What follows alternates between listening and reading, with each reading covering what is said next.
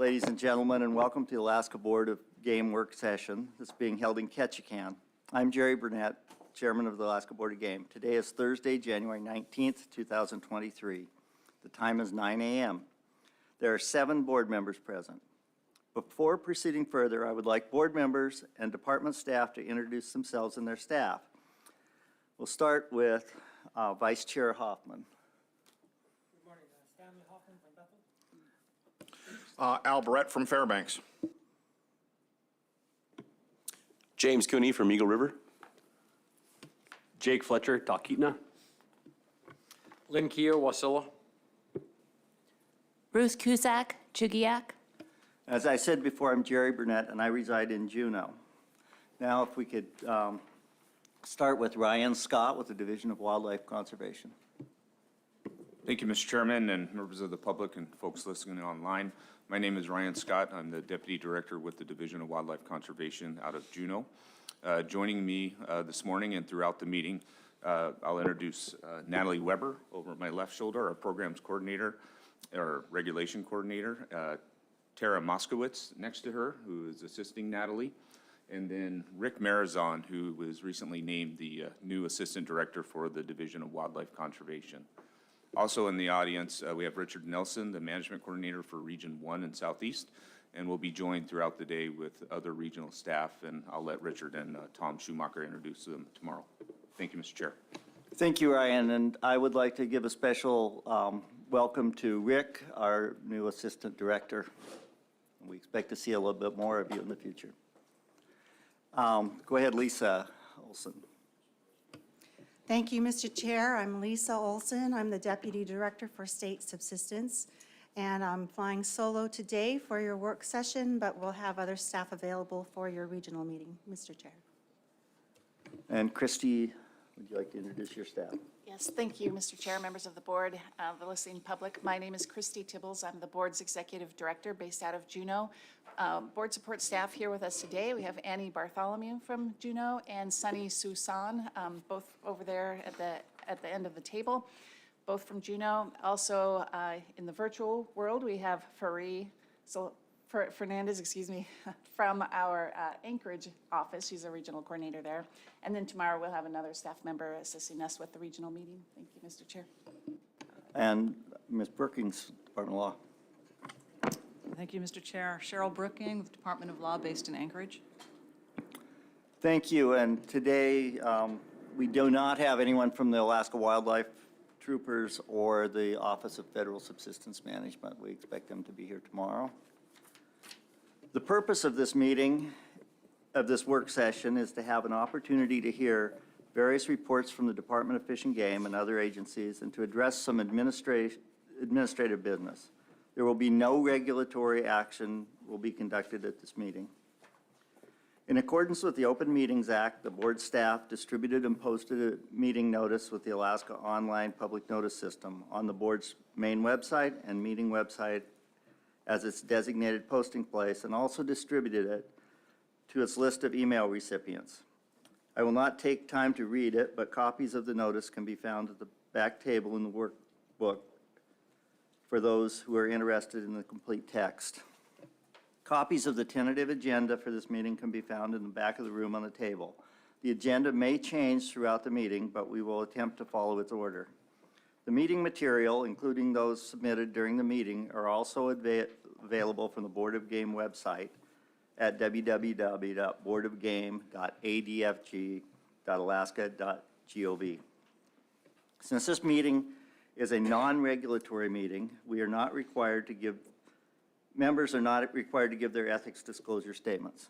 However, board members will be expected to tomorrow at the beginning of the regulatory meeting give an ethics disclosure. But at this time, I would like to ask Member Cusack to mention the fact that I think she had someone who is with whom she's related who commented on our work session. I believe you're the SCI comments.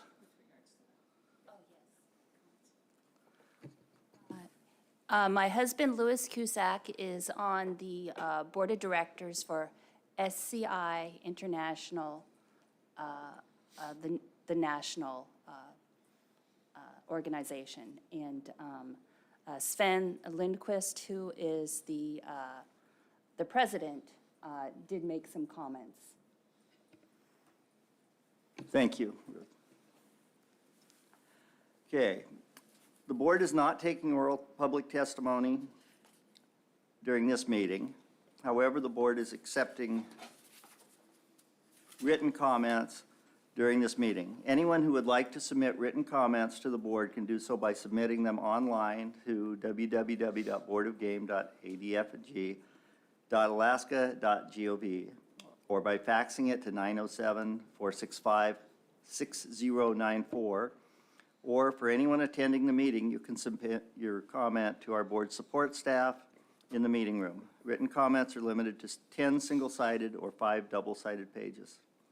All documents received at this board meeting will be assigned a record copy number known as an RC number and will be distributed to the board members and posted on the meeting website. The original of all written material submitted will be retained for the permanent record of the board and will be posted online. Before we begin, please turn your phones off. And if anyone has trouble hearing the discussion, there are hearing devices available from the board staff. The Department of Fish and Game and board are pleased that we can conduct a meeting in person, given the COVID-19 virus is still posing a serious risk to some and could potentially halt the meeting. To help minimize the spread of COVID and other viruses, anyone experiencing flu-like symptoms is encouraged to stay home and view the meeting from the live audio stream. We also have masks available, hand sanitizer, and we have home tests available for anyone, if anyone is feeling ill and wants to test for COVID. At this time, we are ready to proceed with our agenda. The first item on the agenda is the election of officers. I'd like to open the floor to nominations for chair. Go ahead, Vice Chair. Yeah, I'd like to nominate Jerry Burnett. Any other nominations?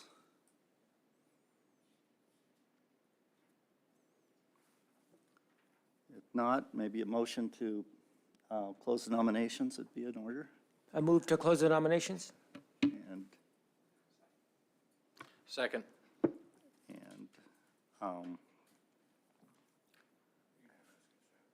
we could ask for, can we ask for unanimous consent on election of officers, or should we call the roll? Question, yeah, we should call the roll. We should call the roll. So if someone would call the question on the election. Call the question.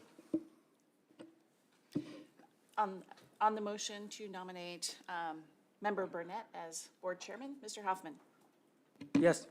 Mr. Cooney, Yes. Mr. Barrett, Yes. Mr. Keough, Yes. Mr. Cusack, no, excuse me, sorry. It's been a long time. Yes. Mr. Fletcher Yes. and Mr. Burnett. Yes. The motion carries 7-0. Okay, at this time, I would like to open it for nominations for vice chair. I would like to nominate Staff Hoshman for vice chair. Any additional nominations? If not, a motion in order would be in order to close the nominations. I move to close nominations. And Second. it's moved and seconded, and with one person on there, would you like to call the roll for? Yes, Mr. Chairman, on the motion to Elect. to nominate Mr. Hoffman for vice chair, Mr. Cooney, Yes. Mr. Barrett, Yes. Mr. Keough, Yes. Ms. Cusack, Yes. Mr. Fletcher, Yes. Chairman Burnett, Yes. Mr. Hoffman. Yes. Motion carries 7-0. Okay, with that item out of the way, we can move on to state agency updates and reports followed by federal agency reports. So I believe the first report will come from Ryan Scott at the Division of Wildlife Conservation. Thank you, Mr. Chairman, members of the board. Again, for the record, my name is Ryan Scott with the Alaska Department of Fish and Game, Division of Wildlife Conservation. I also appreciate folks listening in and folks who have joined us in the audience this morning. I'll be pretty brief. I have some nuts and bolts about the division to talk about this morning. Then tomorrow morning, I'll provide a little bit more biologically focused input. I do, however, want to start this morning by recognizing the tragic event in Wales a couple days ago. Our hearts and thoughts are with the community and the families that are involved in that, and very appreciative of the cooperative efforts between the ADF&G, AWT, AST, and the U.S. Fish and Wildlife Service as we move forward with that. On a little bit brighter note, mention some budgetary things. Not get into great detail, of course, anytime if there's questions, and I'll hopefully have the answers. If I don't have the answers, I'll get them and get back to you. So for FY23, we're operating on about a $55 million budget for the Division of Wildlife Conservation, primarily made up of federal Pittman-Robertson Act money to the tune of about $38 million, and then fish and game funds, which is about $14.5 million, and then several other smaller increments to fill out the budget. The division has been very fortunate as firearm sales, ammunition sales continue to do well, and we're getting a lot of allocation and apportionment in terms of the Pittman-Robertson Act. We don't know how long that's going to last, but we're going to enjoy it while we can. Shifting now to our FY24 requested budget, we've asked for a total of $66.7 million. That's roughly an additional $11 million. Federal apportionment is going to go up to about $44 million, and that really is reflected in the PR excise taxes that are collected and the amount of money that's being spent on guns and ammunition. To match that, of course, it's primarily going to come from our Fish and Game Fund, and I'll talk a little bit about some of the specifics there. We had a pretty good injection of revenue over the last couple of years in license and tag sales. We did see that come down a little bit last year. I think there was a groundswell of people wanting to get out in the field and get back to life after a couple years of COVID, and we saw a lot of people out utilizing the resource, hunting and trapping, and being involved in that. And then for FY24, I think it's important also to mention we'll have about $1.2 million focused on our indoor shooting ranges. We have 3 primary ranges: Juneau, Anchorage, Rabbit Creek, that's outdoor. Then Fairbanks, the indoor range, but we also support several other smaller ranges around the state. A little bit more on budget, and then we'll move on.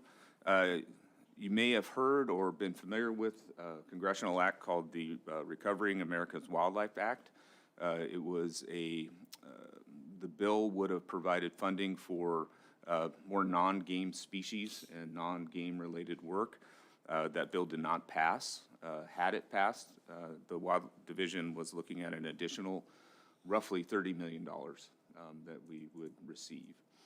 We'd also be splitting some of that with Sport Fish Division, and I believe a little bit to commercial fish as well, because it would have covered some of the stocks of concern ESA issues, with salmon runs across the state. I mentioned earlier that we saw a little bit of a decline in license and sales, about a 4% decline in calendar year 22 over 21. Came in about 5.4 million and versus the 5.7 the year before. Same trend was evident this year during the drawing period. Decreased about $240,000, so not a lot. But we did bring in a little over $2 million on that. The decrease somewhat could be, maybe not explained, but to help understand that, in the interior, you're likely aware that many of the antlerless moose hunts will not occur this year based on winter severity. Some other issues that came up, we'll talk about bison and antlerless hunts and stuff like that a little bit later, but there was somewhat of a reduced number of opportunities based on winter severity that the interior specifically saw last year. Big game tag sales, we saw a decline of about 8%, but still doing pretty well, bringing in just about $8.8 million. Some of our more unique revenue generating activities and fairly new McNeil raffle sales and the Super 7 raffle sales. In 2022, the McNeil raffle brought in about $118,000, and the Super 7 brought in about $340,000. I did not check the current, those two raffles are open till April 2nd, but they were moving right along, and, you know, at a minimum, I think we're going to meet what the revenue was last year and potentially exceed that as well. And if you're likely aware, Director Grasser was highly involved in getting both of those opportunities off the ground. That's very appreciated. Switching now to staffing, and I've mentioned this to a couple Board of Game members here this morning and yesterday. As I started to go through and look at the changes in staffing, I really like to acknowledge individual employees when we do that. Man, we've had a lot of change. And so I'm just going to tell you some of the positions that changed, and I can get you in touch with the correct folks if you need. Overall, we're authorized 273 positions. Right now, we're experiencing about 35 vacancies. Some of that is permanent full-time, permanent seasonal. I did not include non-perms in there as well. Notable retirements.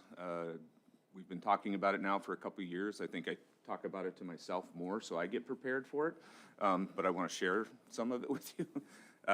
Director Grasser has indicated that he will retire in the very near future. We have a date, but that seems a little bit fluid, so I'm reluctant just to pass on to the board that it looks like it is coming pretty quick.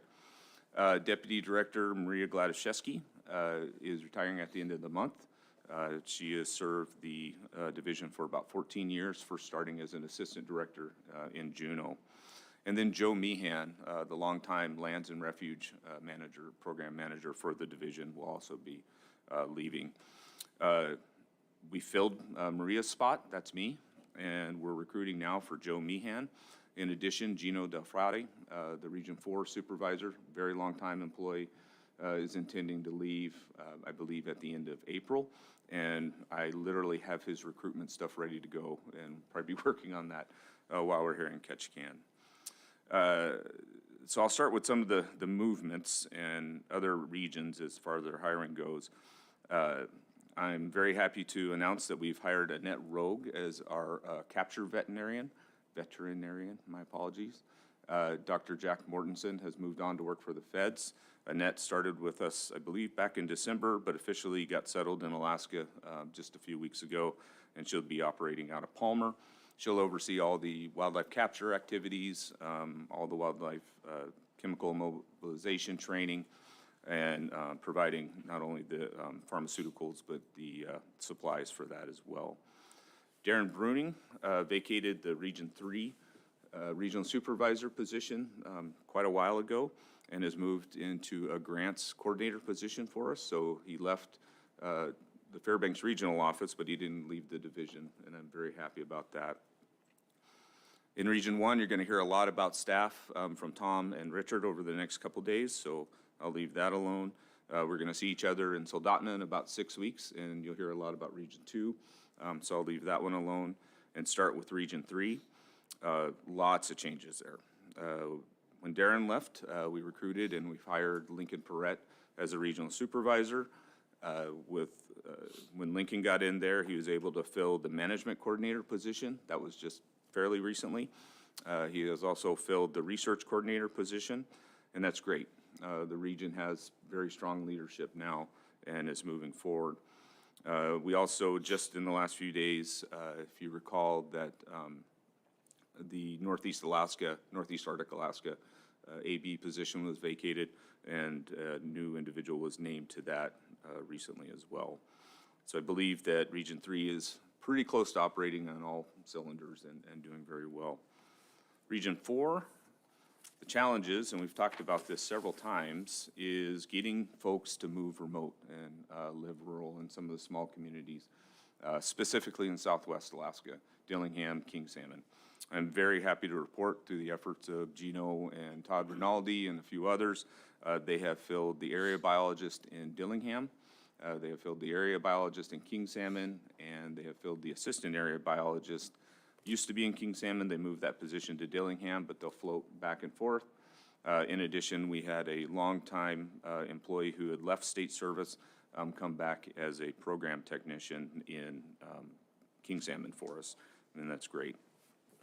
So again, they are pretty much firing on all cylinders.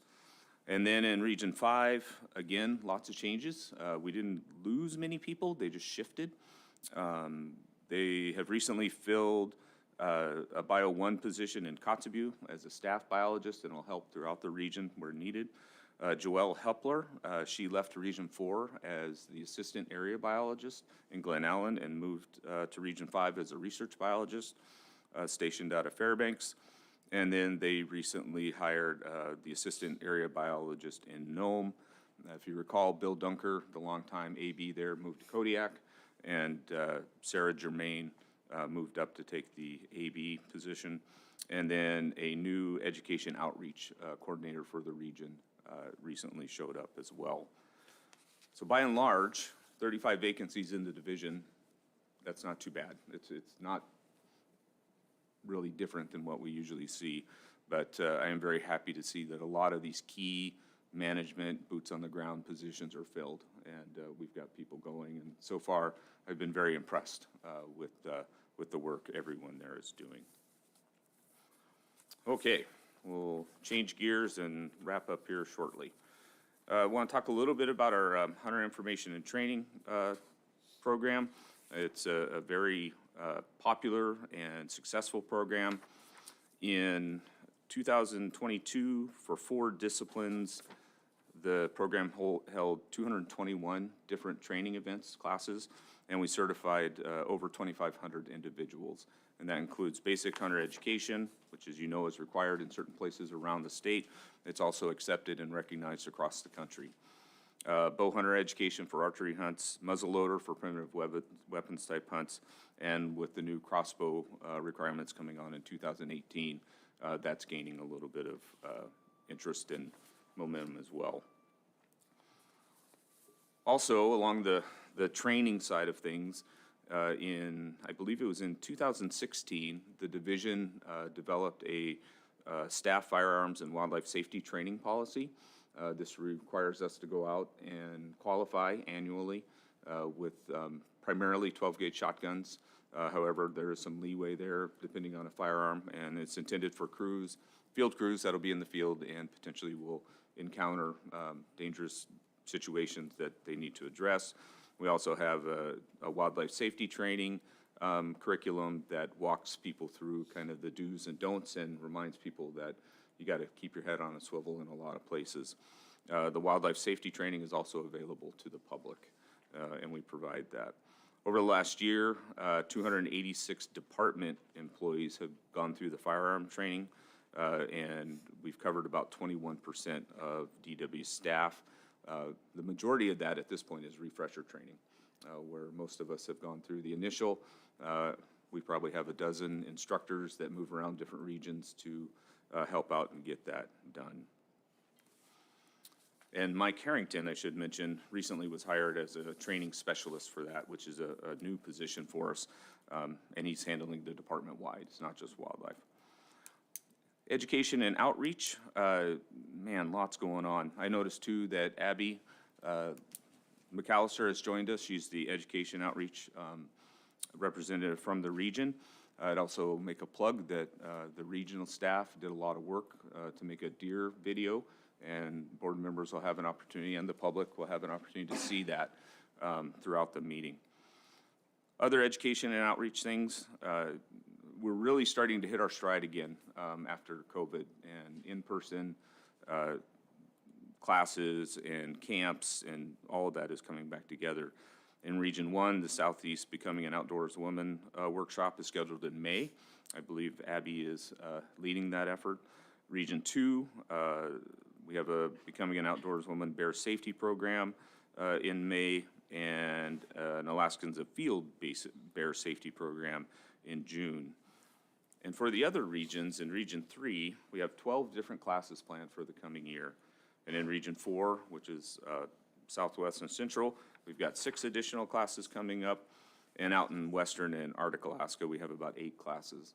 It's a small group of people that spearhead this and get things organized, but there's an immense number of volunteers that help with this, from the weekend-long bow programs to just, if somebody's really good at skinning bears or something like that, they'll take some time. Very appreciative of our volunteers and the staff members who lead us in that.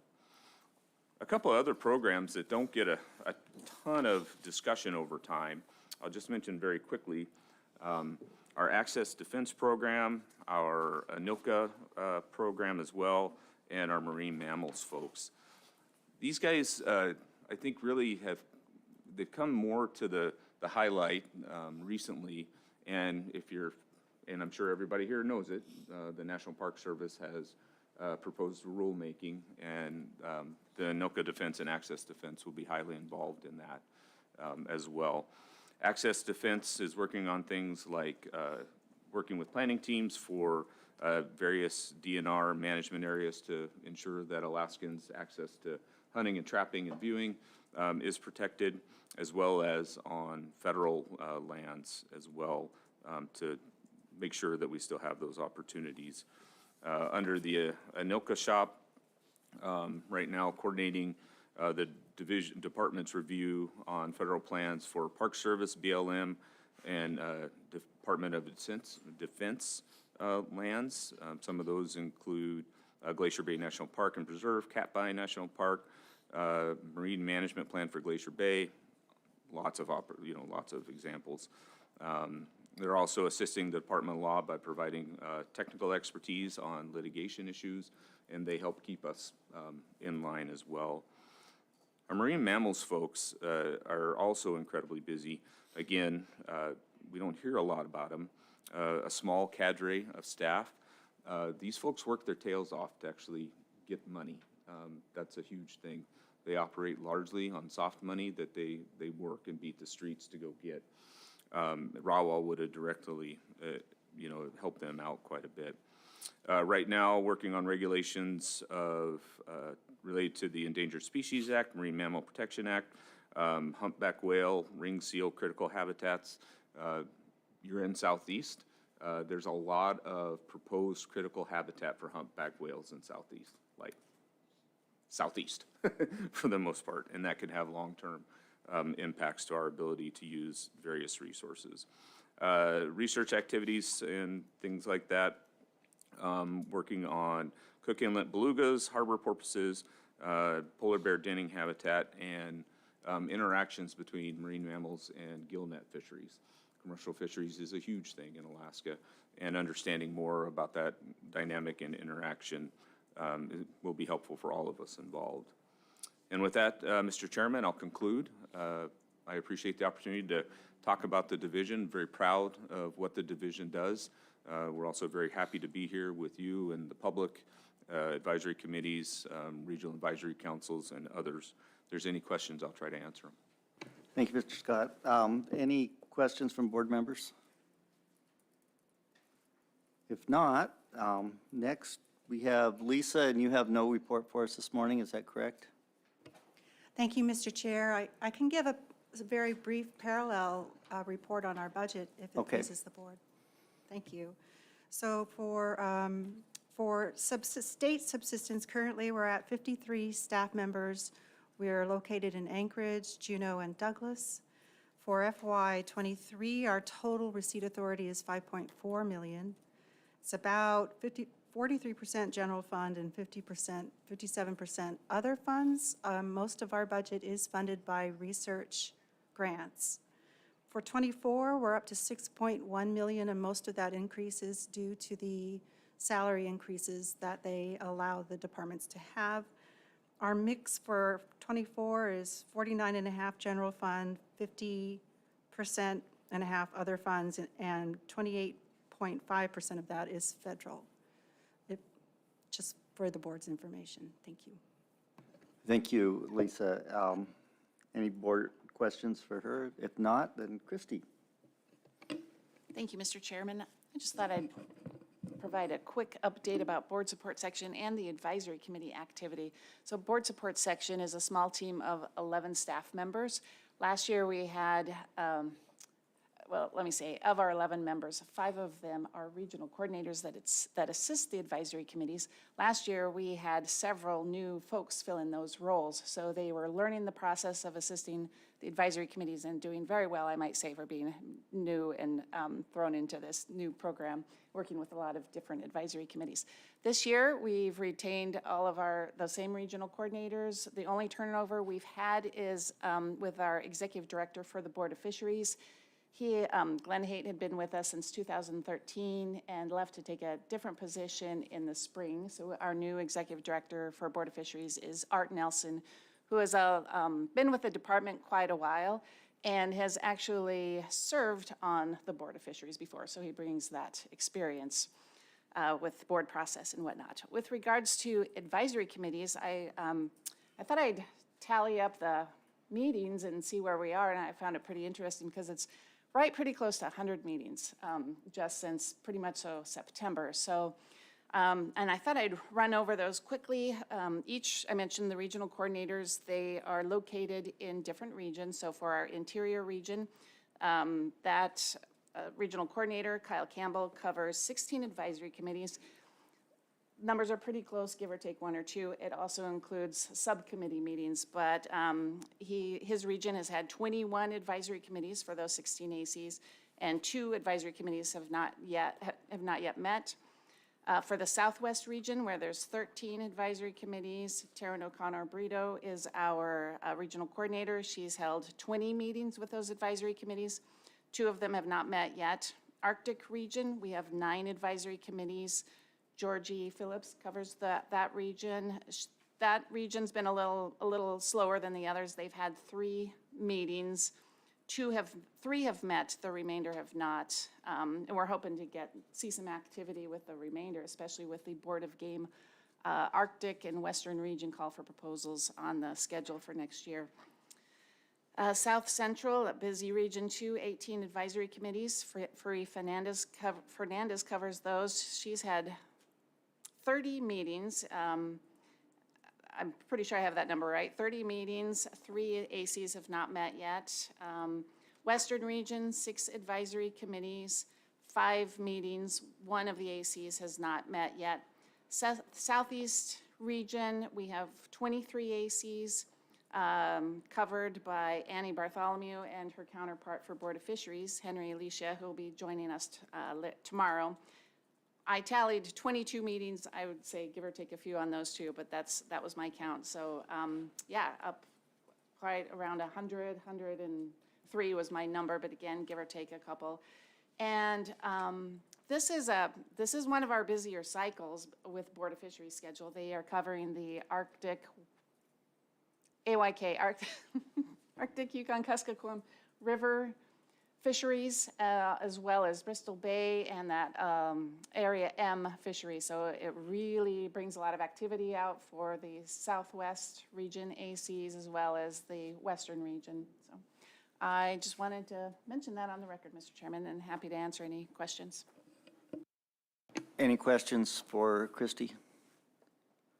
If not, then we can go to Cheryl Brookings with the Department of Law.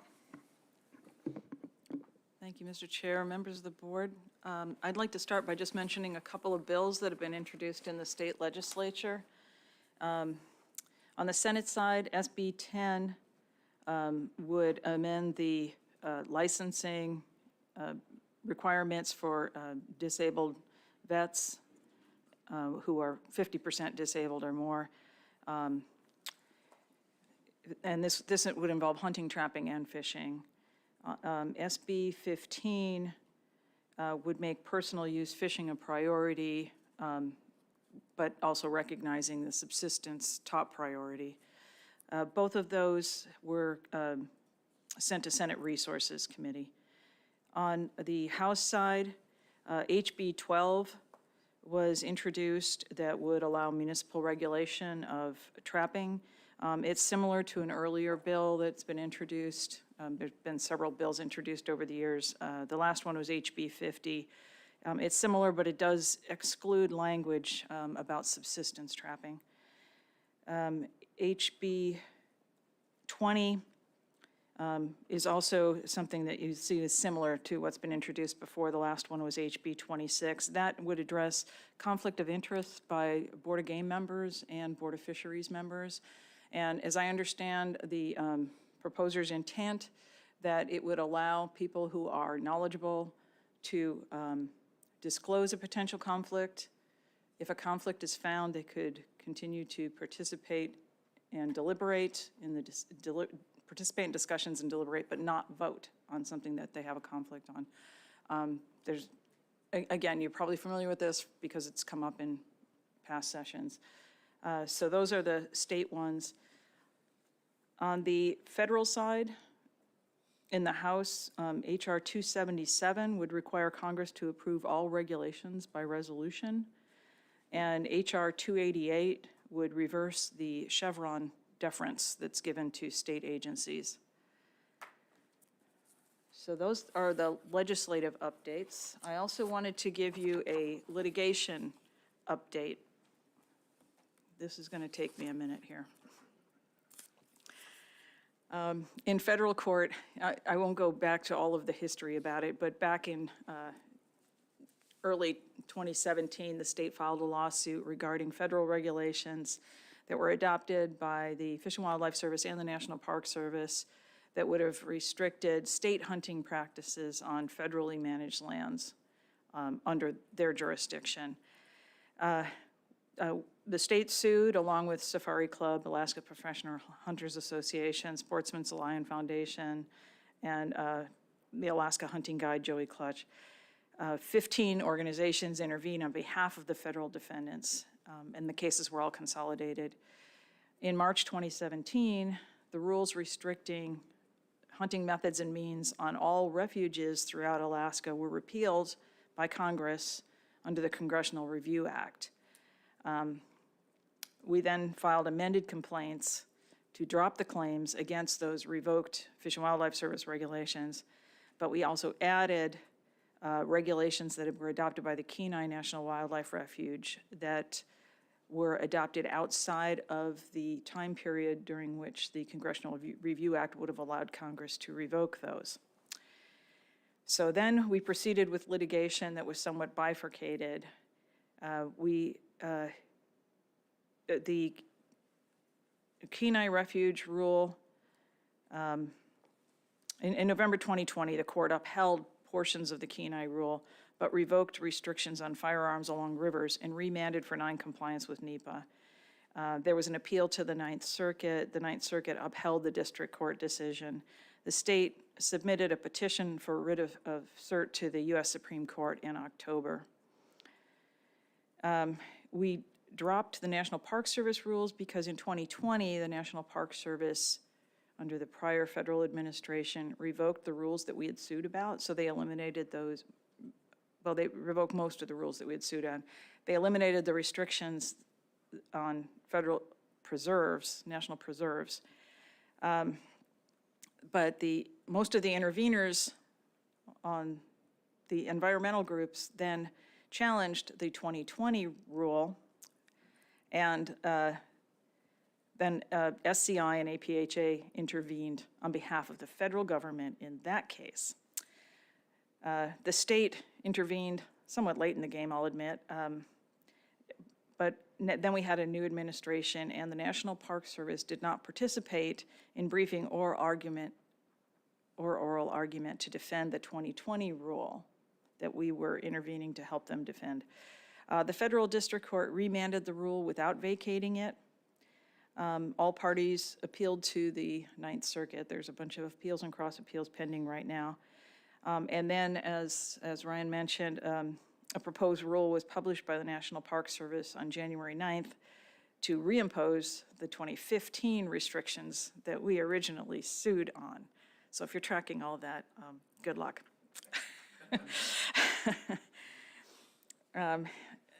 Moving on to another case. In August 2020, the state challenged actions taken by the Federal Subsistence Board as violating ANILCA, the Federal Opens Meeting Laws, and the APA. The state challenged the Federal Subsistence Board decision to close moose and caribou hunting in units 13A and B for 2 years to non-federally qualified hunters.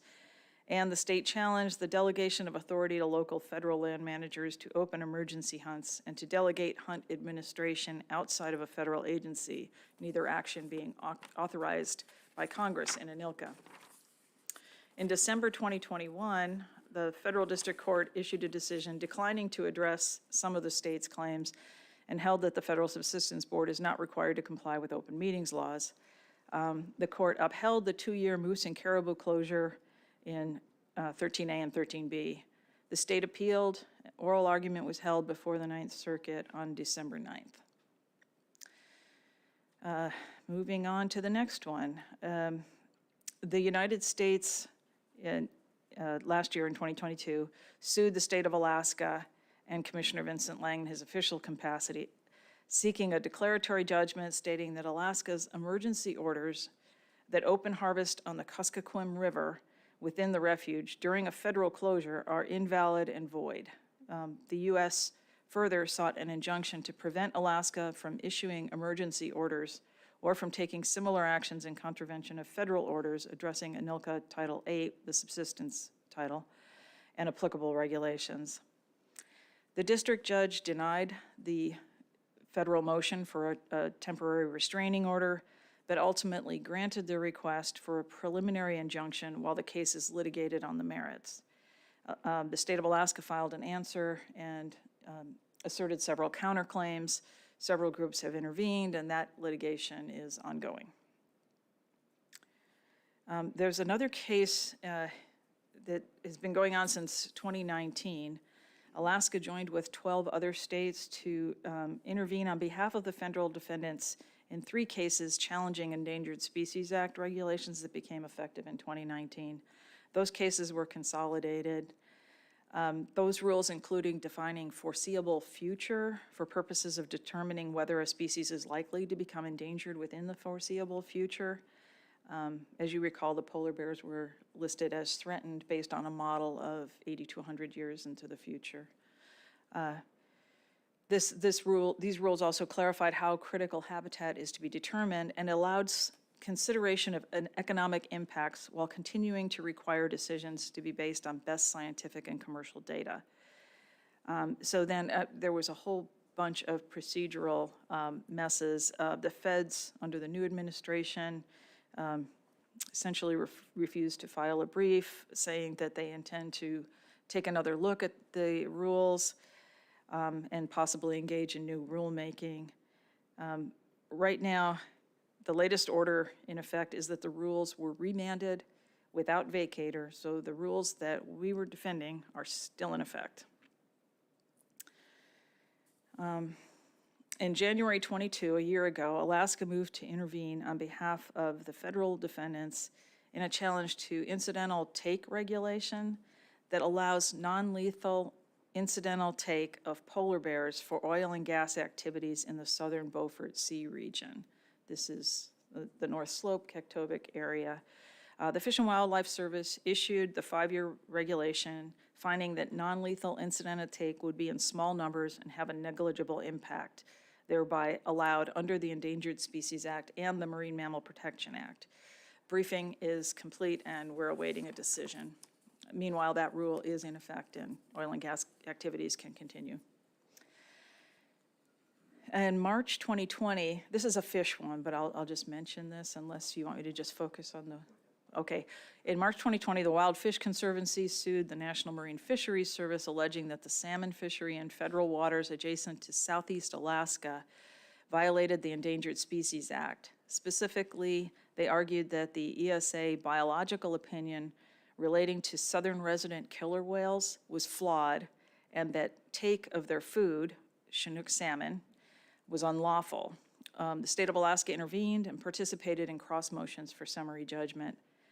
The court granted the plaintiff summary judgment, finding that NMFS, National Marine Fisheries Service, violated the ESA by failing to include solid guarantees that future mitigation to offset the negative impacts on endangered species would occur, and that the BIOP, the biological opinion, violates the ESA by failing to evaluate whether the prey increase program will jeopardize the endangered Chinook salmon in western Washington. Remedy litigation is ongoing.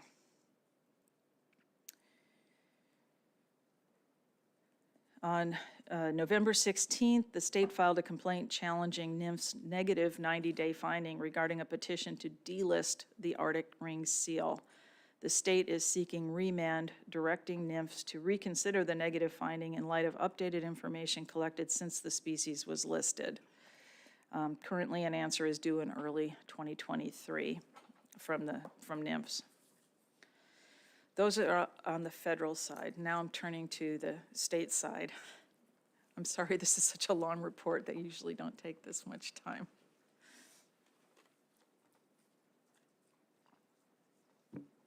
Castle versus Alaska Board of Game. Robert Castle filed a complaint in 2019 objecting to 5 AAC 92.061 paren A, paren 1, paren A, if you want to look that one up, allocating brown bear drawing permits between residents and non-residents in Unit 8. The state prevailed on cross motions for summary judgment. Castle appealed, and his opening brief was filed on December 19th. Bennett versus Vincent Lang. Joel Bennett and the Alaska Wildlife Alliance filed a complaint in 2020 objecting to the 2020 estimate of the wolf population in Unit 2 and seeking closure of wolf hunting and trapping in Unit 2 on state lands only for the 2020-2021 season. Plaintiff's request for a preliminary injunction was denied. The state moved for dismissal and for summary judgment, and both of those motions were denied. A trial was held in April 2022, and the state prevailed. Plaintiffs then appealed to the Alaska Supreme Court, and their opening brief was filed on January 3rd. West versus State of Alaska. Ronald West filed a complaint in 2021 alleging that AS 1605-255-1 is unconstitutional. The state motion to dismiss was denied. The state ultimately prevailed on summary judgment. The court found that the legislature has the authority to define sustained yield as it's used in Article 8, Section 4 of the Alaska Constitution, and the definition in AS 1605-255 is valid. Mr. West appealed, and his opening brief is due January 23rd. Cook Inlet Fishermen's Fund.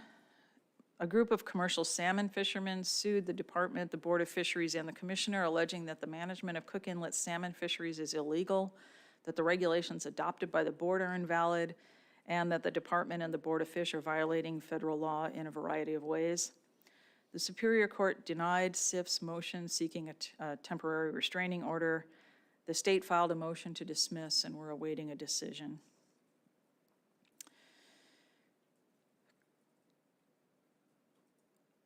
Cook Inlet Keeper, plaintiffs Cook Inlet Keeper, Kachemak Bay Conservation Society, the Alaska Quiet Rights Coalition, and Friends of Kachemak Bay State Park sued the commissioner in his official capacity and the department, challenging the commissioner's repeal of 5 AAC 95.310, which was the prohibition on personal watercraft in Kachemak Bay and Fox River Flats critical habitat areas.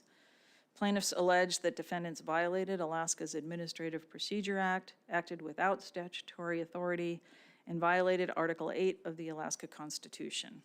Trial is scheduled to begin in October of this year.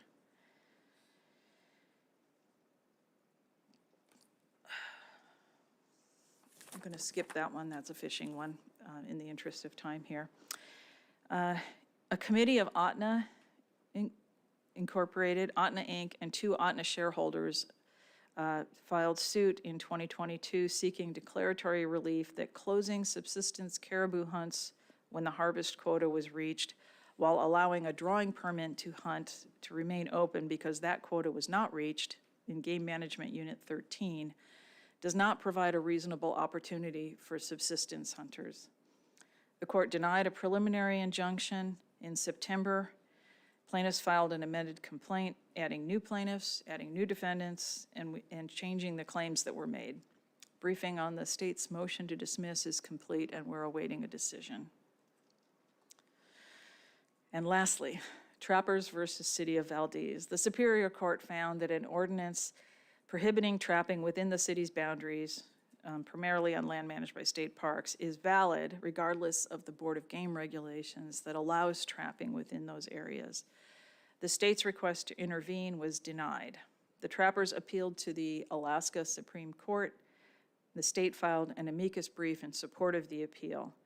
Oral argument was held yesterday at 1 o'clock, and if you're interested in listening to that, it takes about an hour, but you can find the recording, the audiovisual recording on Gavel to Gavel. And that concludes my report, and I cannot answer any detailed questions on ongoing litigation. Thank you. Thank you, Cheryl. I do have one question for you. Based on the number of cases, does the Department of Law have sufficient resources to process this? I will say we are very busy, Mr. Chair. Thank you. And at this time, I believe we have Dr. Grant Hildebrandt, Associate Regional Director for Resources of the National Park Service, ready to give a report to us. Thank you, Dr. Hildebrandt. Yeah, thank you, Mr. Chairman. Just want to check to see if you can hear me. I can hear you fine. Sounds good. I'm going to go ahead and just turn my camera off to spare you a hotel room here. Okay. All right. Yeah, Mr. Chairman and members of the board, board staff, and the wildlife conservation staff, just want to thank you for the opportunity to speak to you today. Again, my name is Grant Hildebrandt. I'm the Associate Regional Director for Resources with the National Park Service in Alaska.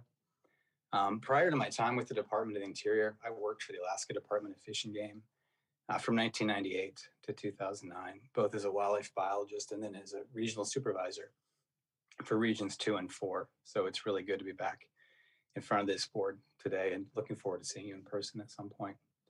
I want to give you just a handful of updates on things that we felt that the NPS in Alaska are working on or addressing that we thought would be of interest to this board.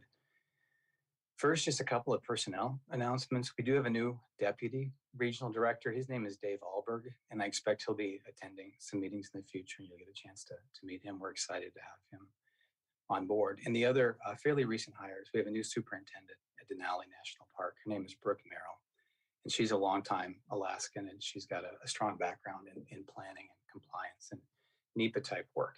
And so we were really happy to have Brooke step into that role. One thing that will be coming out in the not too distant future will be the prospectus seeking proposals or applications for the guide concessions in 2 units in Katmai. And so that should be open and available here in a couple of weeks.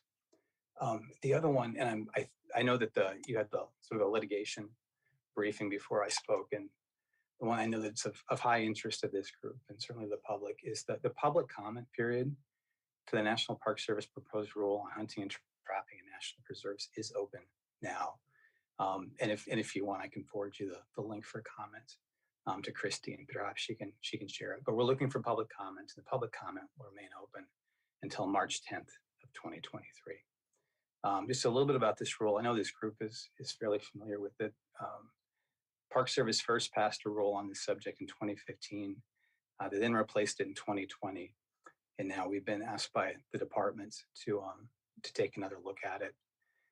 While the vast majority of hunting practices and opportunities authorized by the state of Alaska on NPS preserved lands are not under consideration, we are looking for input on a handful of specific practices, and those including the taking of black bear cubs and sows with cubs with artificial light at den sites, harvested bears over baits, taking of wolves and coyotes during the denning season, taking of swimming caribou, taking of caribou from motorboats under power, and the use of dogs to hunt black bears. And so again, just looking for public comment on that topic. One other thing we're really excited about, we wanted to share, and I think, I know Fish and Game Department staff is heavily involved and aware of this as well and partnering on it. The North American Caribou Workshop and Arctic Ungulate Conference is going to be held in Anchorage, and that'll be the 8th of May. I'm sorry, the 8th through 12th of May of this year.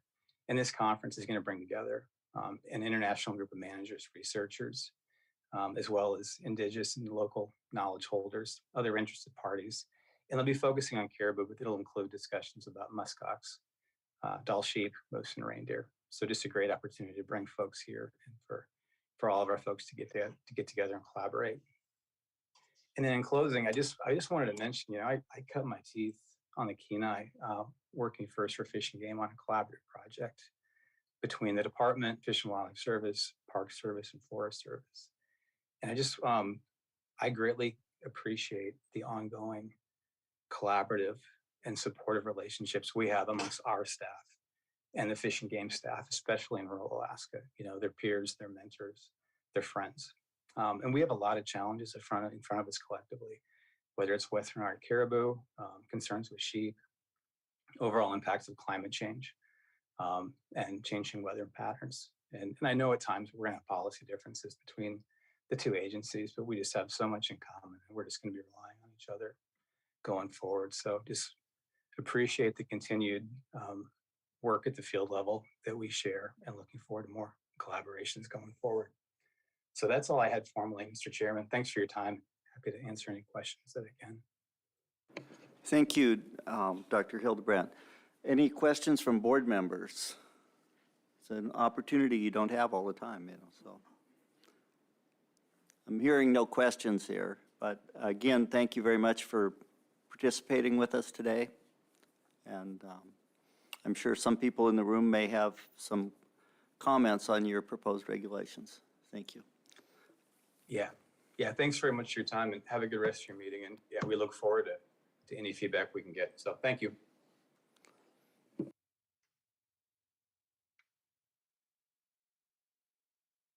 I think that concludes our agency reports. I think we're going to go with two reports, which I'm going to give, and then I think we'll take a break right after that for a few minutes before we head on to board findings.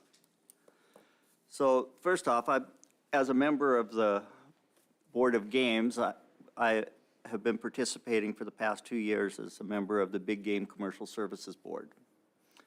And I just wanted to give a little short synopsis of what that board is and what it does. At the end of the year this year, there were 1,401 licensees licensed under the Big Game Commercial Services Board. That's assistant guides, guide outfitters, transporters, et cetera. So 1,401. The board met 3 formal meetings this past year, and we acted on 17 disciplinary actions at those board meetings, and for people licensed under the board's authority. Those disciplinary actions included license revocation, suspension, involuntary surrender, probation, and fines of between $200,000 and $17,000. So you can see that there's a number of small cases, but there's some big cases, and the larger fines are usually people who have violated fish and game laws. They've been criminally fined, and the board fine is typically twice what the criminal fine has been. So we have a number of guides on suspension. I know some people think that guides aren't held to a high standard. They're held to a very high standard by this board. So. Board spends a lot of time on educational things, and at this time there's 8 regulatory projects in process. And if you want to find what those are, the website for the Big Game Commercial Services Board is on the Department of Commerce and Economic Development website. Commerce, Community, and Economic Development. I forget that the second C sometimes. At our March meeting of the Department of Fish and of the Board of Game, we are going to have a presentation from a subcommittee of the Big Game Commercial Services Board talking about options for reducing conflicts and overcrowding by guides on state lands, looking at perhaps some kind of state guide concessions and limits on how many guides can operate in any guide use area, so on state lands. So any questions about what's been going on there? So, the last 2 years I've been the member from the Board of Game, and one of the members of the Board of Big Game Commercial Services Board has to be a member of the Board of Game who does not hold a license under the Big Game Commercial Services Board statutes. And I'm wondering if there's anyone here who doesn't have a guide or assistant guide license who wanted to take this position from me for the next year. And seeing none, I will continue to do it, so. It is a problem, because I know a number of people here have assistant guide licenses or have held them in the past, et cetera, so we have to, I will continue to do that. Any questions on that from board members? If not, our next report here is from the joint committees for the Board of Game and Board of Fisheries. And that's found in your workbook on page 36. Where the members of the joint board met on December 20th, 2022, to develop recommendations for holding a joint board meeting in 2024. After consideration of the information provided by the Department of Fish and Game, the committee recommended a joint board meeting to be scheduled in March 2024 in Anchorage, following the Board of Game's Interior and Eastern Arctic Region meeting, the dates of which will be decided at this meeting today. Regarding the call for proposals, the committee agreed to call for proposals will include 5 AAC chapters 96 and 97, which are in regard to Fish and Game Advisory Committee system and the regulations process for both boards, and 5 AAC chapter 99, dealing with subsistence uses and non-subsistence areas. Based on the 5-year schedule set by the joint board at the March 2019 meeting. Additionally, the committee recommended that call for proposals include information regarding the 12 socioeconomic characteristics of non-subsistence areas as described in Alaska Statute 1605-258C, and the committee recommended the proposal submissions to change or establish non-subsistence areas should address some or all of the 12 criteria. The committee meeting summary provides some details about committee's discussion. The process for scheduling a joint meeting is described in Alaska Statute 1605-315, states the Board of Fisheries and the Board of Game may hold a joint meeting upon the call of the commissioner or a board to resolve any conflicts and regulations of the board and consider matters as determined by the commissioner or a board that require the consideration of both boards. Committee recommendation will be provided to each board for review and consideration at their upcoming meetings in January. Any action taken by one board will be relayed to the other board. And I think there's a draft call for proposals and some other information in our workbooks. And at this time, I'd like to go to Christy for some more specific scheduling discussion on when this joint board meeting might be held. Thank you, Mr. And where. Chair. Mr. Chairman, one update I do want to provide the Board of Game is that the Board of Fisheries just concluded their meeting yesterday, and under miscellaneous business, they had some discussion about they had the same memo in front of them. They had a little bit of discussion. I do not have a written update for the board, but it was passed on to me by our Board of Fish Executive Director that the Board of Fisheries opted to let the Board of Game call the joint board meeting, and I think a lot of that is based because you don't have your March meetings dates set yet. So they opted to let the Board of Game have the take first action, I guess I should say. They were supportive of the recommendation of the committee provided in the memo, including the call for proposals, that draft call they had before them. So with regards to timing, the meeting summary from the December 20 committee mentions that they would mentions the time frame of, no, sorry, I need to get there, Mr. Chairman, but around March 25th. Let me find it.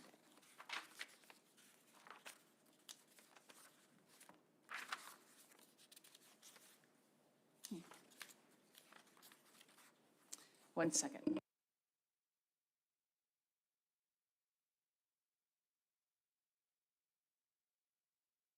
Sorry, March 25th through the 29th. Right. I need to pull out my calendar and look at those dates because I just want to point out some things for the board with regards to what date that starts on and whatnot, or what day of the week, and I just don't have that in front of me right now. So at this time, I think we'll take a 15-minute break. And a 15-minute break means a 15-minute break, not a 30-minute break or a 25-minute break. A 15-minute break to give Christie time to get the calendar out, et cetera. We're at recess.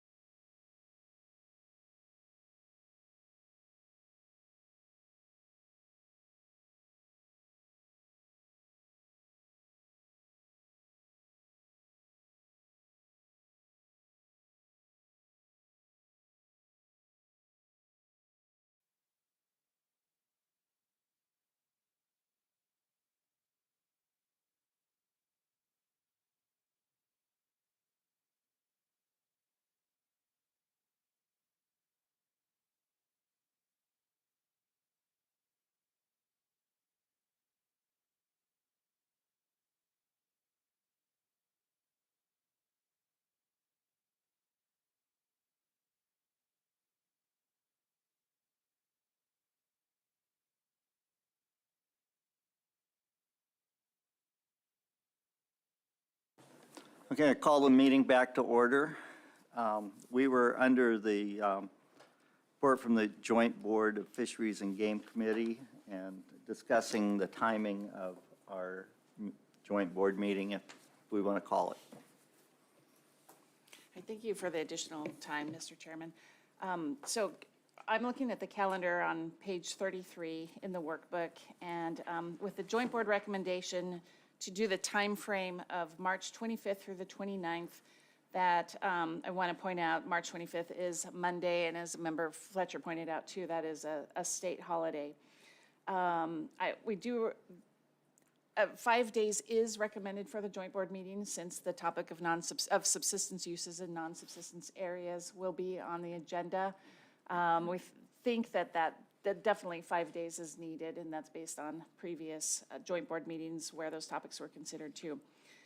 So some considerations for the board with regards to that is that holiday starting on a Monday versus the weekend, or starting a day later or whatnot. We also, the board needs to set their schedule for the Interior and Northeast Arctic Region meeting, which falls in March.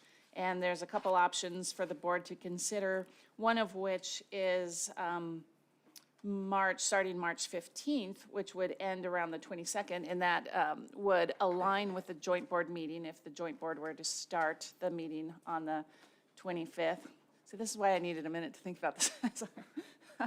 So that's a consideration, having that back to back with the Board of Game Interior Region meeting, then following the joint board meeting. And it saves us a bit of money by doing it in conjunction, but that's hard on you all too, because you're going to finish the Interior Region meeting, have a couple days, and then start that joint board meeting. So I guess the other thing with regards to scheduling I wanted to point out is that one of our more commonly used meeting venues in Anchorage is available. It's the Egan Center. It's where the Board of Fisheries has had most of their Board of Fisheries meetings this cycle. Because it's owned or operated by the municipality of Anchorage, we do not have to go out for a bid on that. So we know it's available during the time frame of March 22nd through the 30th.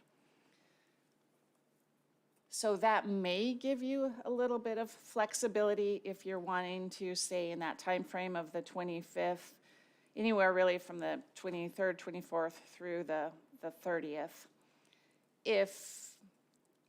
But we don't have to go with that meeting venue, but it is convenient. It's a good site for the board meetings. It's certainly large enough, and that makes the process a little bit easier for securing that location. I think I'll stop there and see what questions board members have. Questions, discussions from board members?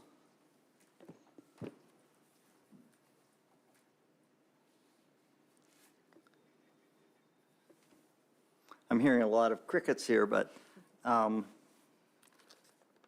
think having, most of our board members are in the Anchorage area or the interior area, not far from there. So, meeting, because the other meeting will probably be in Fairbanks, as I recall.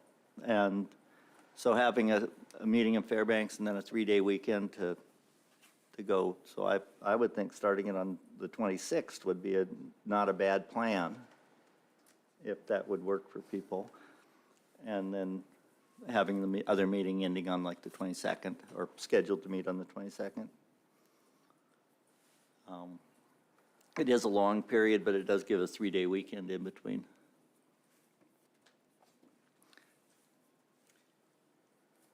Al? I can work with that schedule. I'm pretty flexible, and it's not going to involve a whole bunch of travel for me, so I can work with those dates. I would entertain a motion from someone for the date and the place. Christie has suggested the Egan Center. So go ahead, and whoever wants to make a motion. Mr. Chairman, may I add Yes. something first? One clarification. And I don't know that the board shouldn't need to get hung up on this, but with the Egan Center being available only through the 30th, that would allow the 5 days for the meeting, But usually we have a day on either end for setup and breakdown. But what often happens is that if the board finishes at a decent time on that last day, board support can really break things down fast and get out of there. So it cuts it a little short doing it the 26th through the 30th. But I think, I would talk with others, but we probably make that happen. Worst case scenario though is then we would go out to bid and see if there's another venue that would work for us. Go ahead, Lynn. Thank you, Mr. Chair. So what is what's the downside for meeting on the 25th? I don't have a problem meeting on Seward's Day. I don't know either. if anybody else does.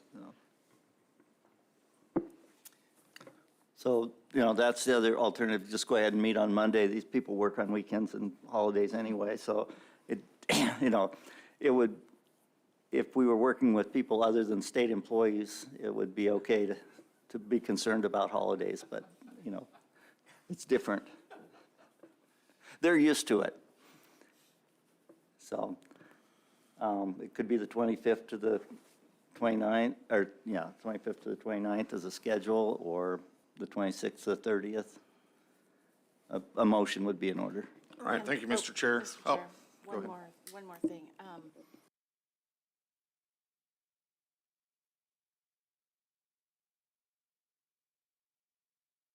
It would be a motion to call a joint board meeting and set the dates for it, the dates and location. Yeah, thank you, Mr. Chair. So I move to adopt a joint board meeting dates of March 25th to the 29th, 2024, and that would be at the Egan Center in Anchorage, Alaska. Second. We have a motion and a second, and just to be clear, would be notifying the Board of Fish of this action that we'd be calling the meeting for that time. Go ahead, Kirsty. And while we like the idea of the Egan Center, maybe that could be, that would give us some flexibility if something else, if it doesn't happen at the Egan, if we find that there is another site or something, would the board be open, would you be open to just making that Anchorage? Yeah, thank you, Christie. So yeah, we'll have the Egan Center tentative, but the meeting will be held in Anchorage. Second concurs. Thank you. Okay, we have a motion and a second. I think I can ask for unanimous consent on this. Any objection to those dates and times? If not, then we will notify the Board of Fish of our intent to call them, and the department of our intent to call a meeting at that time. Go ahead, Christie. Thank you, Mr. Chair. And a couple other process pieces just would like to confirm that the board agrees with is that the draft call for proposals in the packet recommends a May 1st, 2023 call for proposals deadline. That aligns with the Board of Game call for proposal deadline, so there's one convenience there.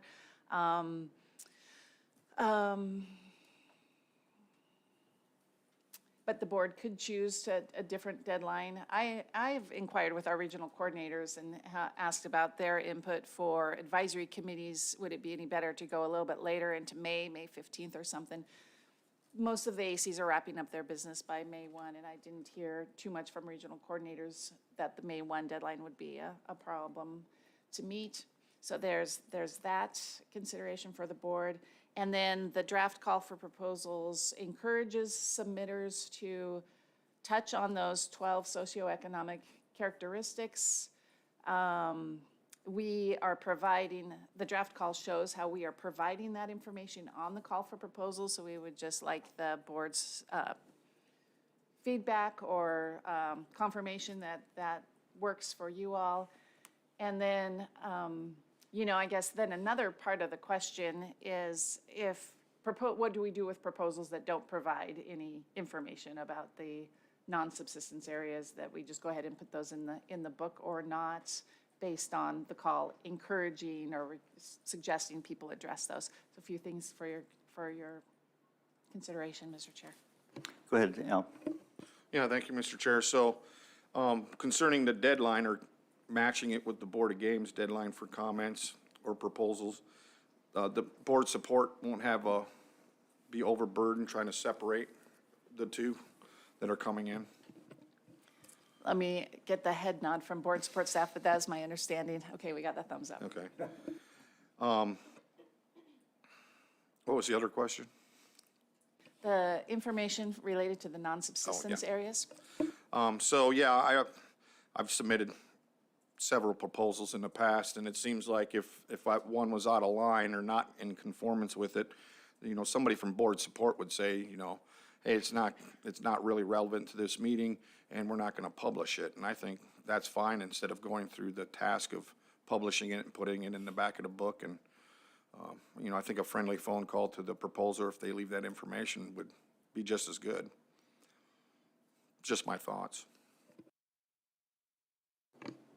Well, but then the question is, do we actually ask them to, if they don't make the phone call, or if the phone call isn't accepted, do we include that in the book? Or do we just say, in order to be included as a proposal, it must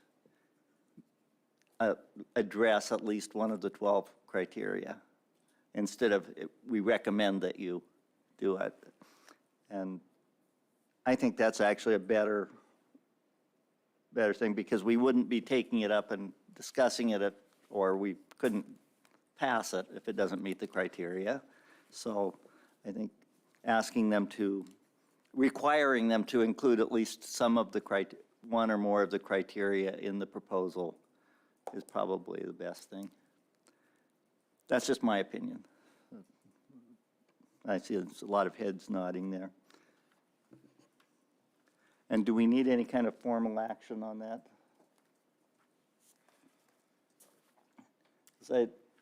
Go ahead.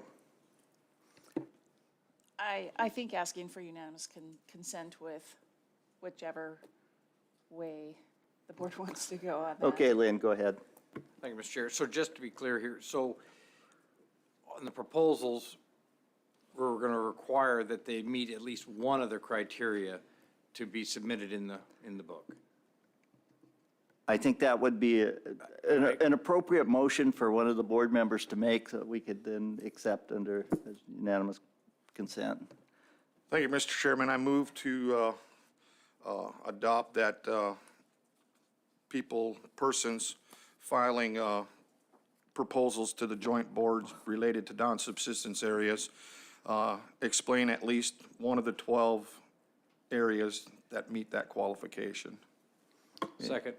Got a motion, a second. Any other discussion? If not, do we have unanimous consent? Any objection? Not, then it passes. So you know, any other questions for this? You probably said it. So if it doesn't address any of the 12 criteria, we are not going to put it in the book. It's That's not correct. the back of the book. That's It will it. not That go was in the very- back of the book. And then just, it sounded like we're fine with the May 1 proposal deadline. Yes. Okay. With Thank you, that, Mr. Chair. I think that answers the questions. I think we're set for a joint board meeting in 2024. And maybe there won't be any proposals. Maybe it'll be really short. Okay, so at this time, we have our joint Board of Fisheries and Game Committee, which currently was myself, Member Barrett, and Member Keough. And the question is appointing a new or the same joint board committee going forth. I don't know that this joint board committee is actually going to have anything that they have to do, but if we do need a meeting with the joint board committee, is there anyone else who would like to serve on that? Because I would be happy not to, if we could get someone else to serve on that. And do Al and Lynn want to? Jake? Mr. Chair, I'll relieve you of that duty if you'd like. Okay. So if it would be then Jake, Lynn, and Al as a joint board committee. Thank you. Mr. Chair, I've not, I don't think we've done this in the past, but I don't know if you want to designate a chair of that committee or a point person for me to work with regards to joint board committee things. Well, In the past, I worked with you. Yeah, I as the would, chair of the committee too. I would designate Lynn as the chair of that. I mean, Al. No, actually, Al would be fine. I know you and he know how to communicate with each other. Thank you. Okay. And at this point, I think there may be some activity because of the joint board committee next year, or the joint board meeting next year. And the members of the Board of Fish are Mitchell, Carlson, Van Dort, and Carpenter, as far as I know at this point, on the Board of Fish Joint Committee. Okay, so at this point, I want to talk about the Wood Bison Planning Team. And Al. Thank you, Mr. Chairman. We did have a wood bison working group meeting a few months ago. And most of all the attendees, we met in person this time, and it was a really good meeting. We drafted a new management plan. And so we addressed that. We got an update on bison population, which has been doing incredibly good the last couple of years. We've been having high productivity and very, very low to almost no mortality on newborn calves and older females like we had a couple years prior. And we also reintroduced a little over 20 more bison calves that we got from Canada, and we got those out there this spring and summer. And so we're almost there to where we started with the number of bison. So with these new bison accepting the range and adapting to the range and the environment, they're a lot less susceptible to weather conditions than they were in the past with all the pen-raised ones we had out there. And we anticipate probably a potential harvest within 5 or 6, 7 years, if everything's going as good as it is. And so that's going good. The second thing on bison news is there's a new wood bison planning group the department's putting together. Right after this meeting, they're going to have their first meeting, and that's to possibly reintroduce wood bison into the Mento Flats, Yukon Flats area. So we'll need a person to represent that group. So if no one else, unless someone has a burning desire to do that, I'd like to ask Al to do that because he does live in that area, or closer to that area than any of the rest of us. And I know he's very familiar with the wood bison. Be nice to have a harvestable surplus of wood bison in the Minnow Flats. It'll come shortly. Okay, thank you. So Al will be our person on that. And at this time, does anyone have any questions for Al on the wood bison before we go on to our next agenda item, which, again, Mr. Member Barrett's going to be the lead on this one, renewal of the bear management and conservation policy.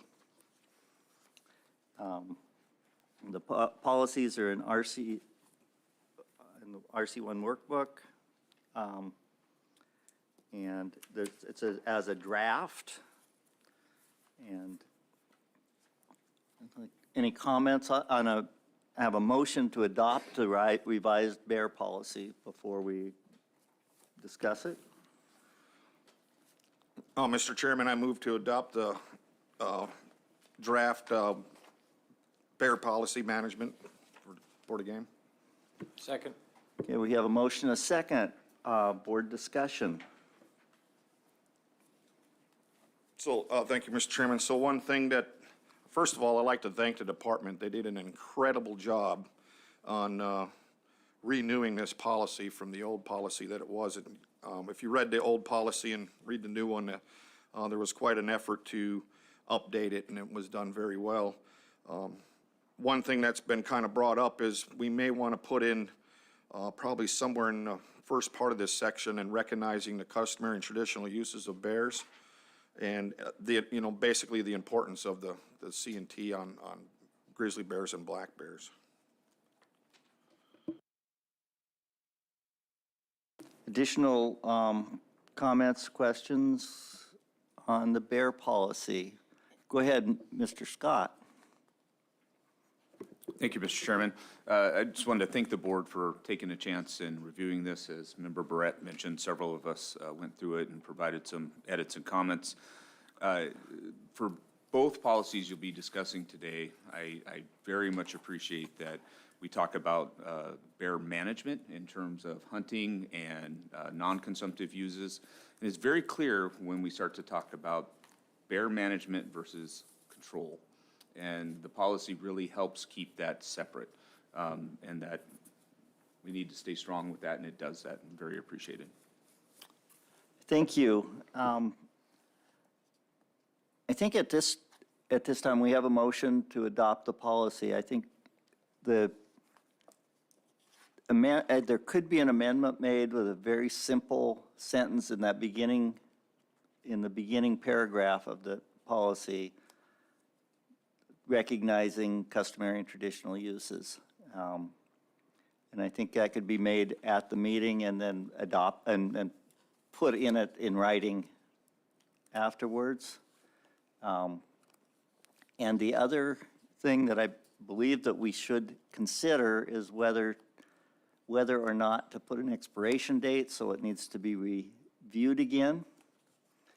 And I think the appropriate time to review it might be at not the next statewide meeting, but the statewide meeting after that, which would be in 2028, which would make it a 5-year. I think that's correct, approximately a 5-year cycle. So if we made it so it expired in July of 2028, it would come up for a review, or people should remember it for a review. Or the department would flag it for a review prior to its expiration date. So I think it would be appropriate if someone could make an amendment to do those two things to the thing, and then we can vote on the findings. Thank you, Mr. Chairman. I move to amend the Board of Game Conservation, Harvest, and Management Plan Policy draft to include recognizing the customary and traditional uses of bears. Probably I would suggest maybe under goals, section number 3, that you could add that into. And I would also like to add that when this plan is adopted, it'll expire July 28th, or July 2028. Second. Got a motion and a second on the amendment. And we want to call, what do we want to, on the amendment, or just ask for unanimous consent? I'd like to ask for any objection on the amendment. With no objection, unanimous consent on the amendment, and then the full motion is before the board to adopt the policy. And any further discussion or questions for the maker of the amendment, or the maker of the motion? If not, would you call the roll on the? Yes, Mr. Chairman, on the draft bear policy, and that's As amended. as amended, found on page 19 in the RC1 workbook. And I just want to clarify, the existing policy is also in the workbook. So we're dealing with the draft that's shown on page 19. It's amended to insert that statement about recognize customary and traditional use of bears under the goals with an expiration date of July 2028. Yes. Mr. Keough, Yes. Ms. Cusack, Yes. Mr. Fletcher, Yes. Chairman Burnett, Yes. Mr. Hoffman, Yes. Mr. Cooney, Yes. Mr. Brett. Yes. Finding carries 7-0. And I would like to thank Member Barrett and the department for all their work in getting this draft before us and getting it finalized at the meeting. This time, we'll talk about the wolf management policy. So I would entertain a motion to adopt the revised wolf management policy. Al? Thank you, Mr. Chairman. I move to adopt a wolf game management policy for the Board of Game. Second. Got a motion and a second. A discussion from board members?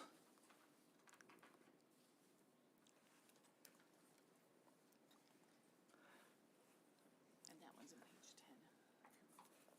And any amendments? I believe that at our previous meeting, we discussed adding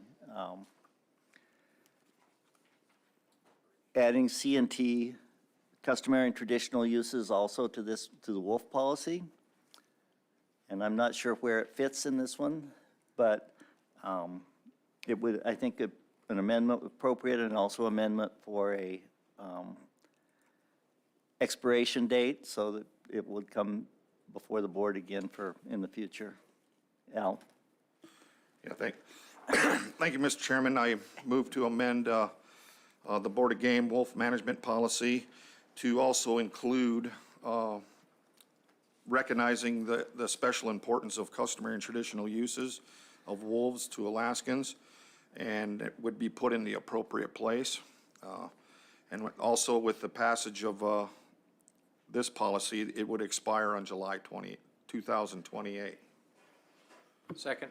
Got a motion and a second. Any objection to the amendments to the draft revised wolf management policy? Not without any, I'll take unanimous consent on the amendment. So it's passed. And any go ahead, Ryan. Thank you, Mr. Chairman. Again, I'll just echo my comments from the bear management policy as well, where it is clearly defined when we talk about management of wolves, both hunting and trapping, versus control activities that the department or the public may undertake. I also very much appreciate the discussion in the policy about, as this board is well aware, we talk about season lengths and different factors that contribute to that. And I believe the board does a good, or the policy does a good job of explaining those factors and how they would come into play. Pelt primeness, what is a hunter looking for, and things like that. The wolf management policy is used a lot by the department, and it is a good thing to be able to review it. We didn't have any edits for this one. I would, for consideration, the regulatory year ends on June 30th of each year, and so the expiration date, you may want it to coincide with the end of the regulatory year.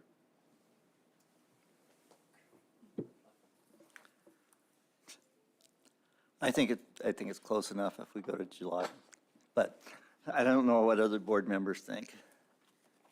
I think you would know that.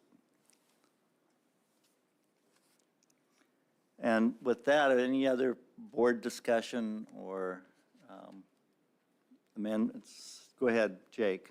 Hey, thank you, Mr. Chair. I had a question on page 3 on the methods the boards will consider in implementing wolf control programs. Number 8, allow denning by department staff to use gas for euthanasia and subadults in the dens. Are we all concerned about any sort of incidental take or collateral damage or damage to a denning site that future wolves may use or anything like that? I have to ask the department that. Mr. Scott. Through the chair, Member Fletcher, I don't think there'd be any lasting effects. We'd use carbon monoxide to do it, and that method and mean specifically came out of an incident many years ago where wolf pups were removed by a different method, and this was determined to be the most humane should that situation arise. Thank you. Any additional questions or comments or intent? If not, I guess it's time to call the question. Christy, could you poll the board on the adoption of the revised wolf management policy as amended? Yes, Mr. Chairman, and just so everyone's knows which finding we're talking about, to be clear, it's on page 10 in the RC1 workbook, and the expiration date, July 2028. Yep. With that amendment. So, starting with Mr. Fletcher. Yes. Mr. Chairman Burnett. Yes. Mr. Hoffman. Yes. Mr. Cooney. Yes. Mr. Barrett. Yes. Mr. Keough. Yes. And Ms. Cusack. Yes. That motion carries 7-0. Okay, the next item on our agenda, I believe, is the meeting dates for 2024.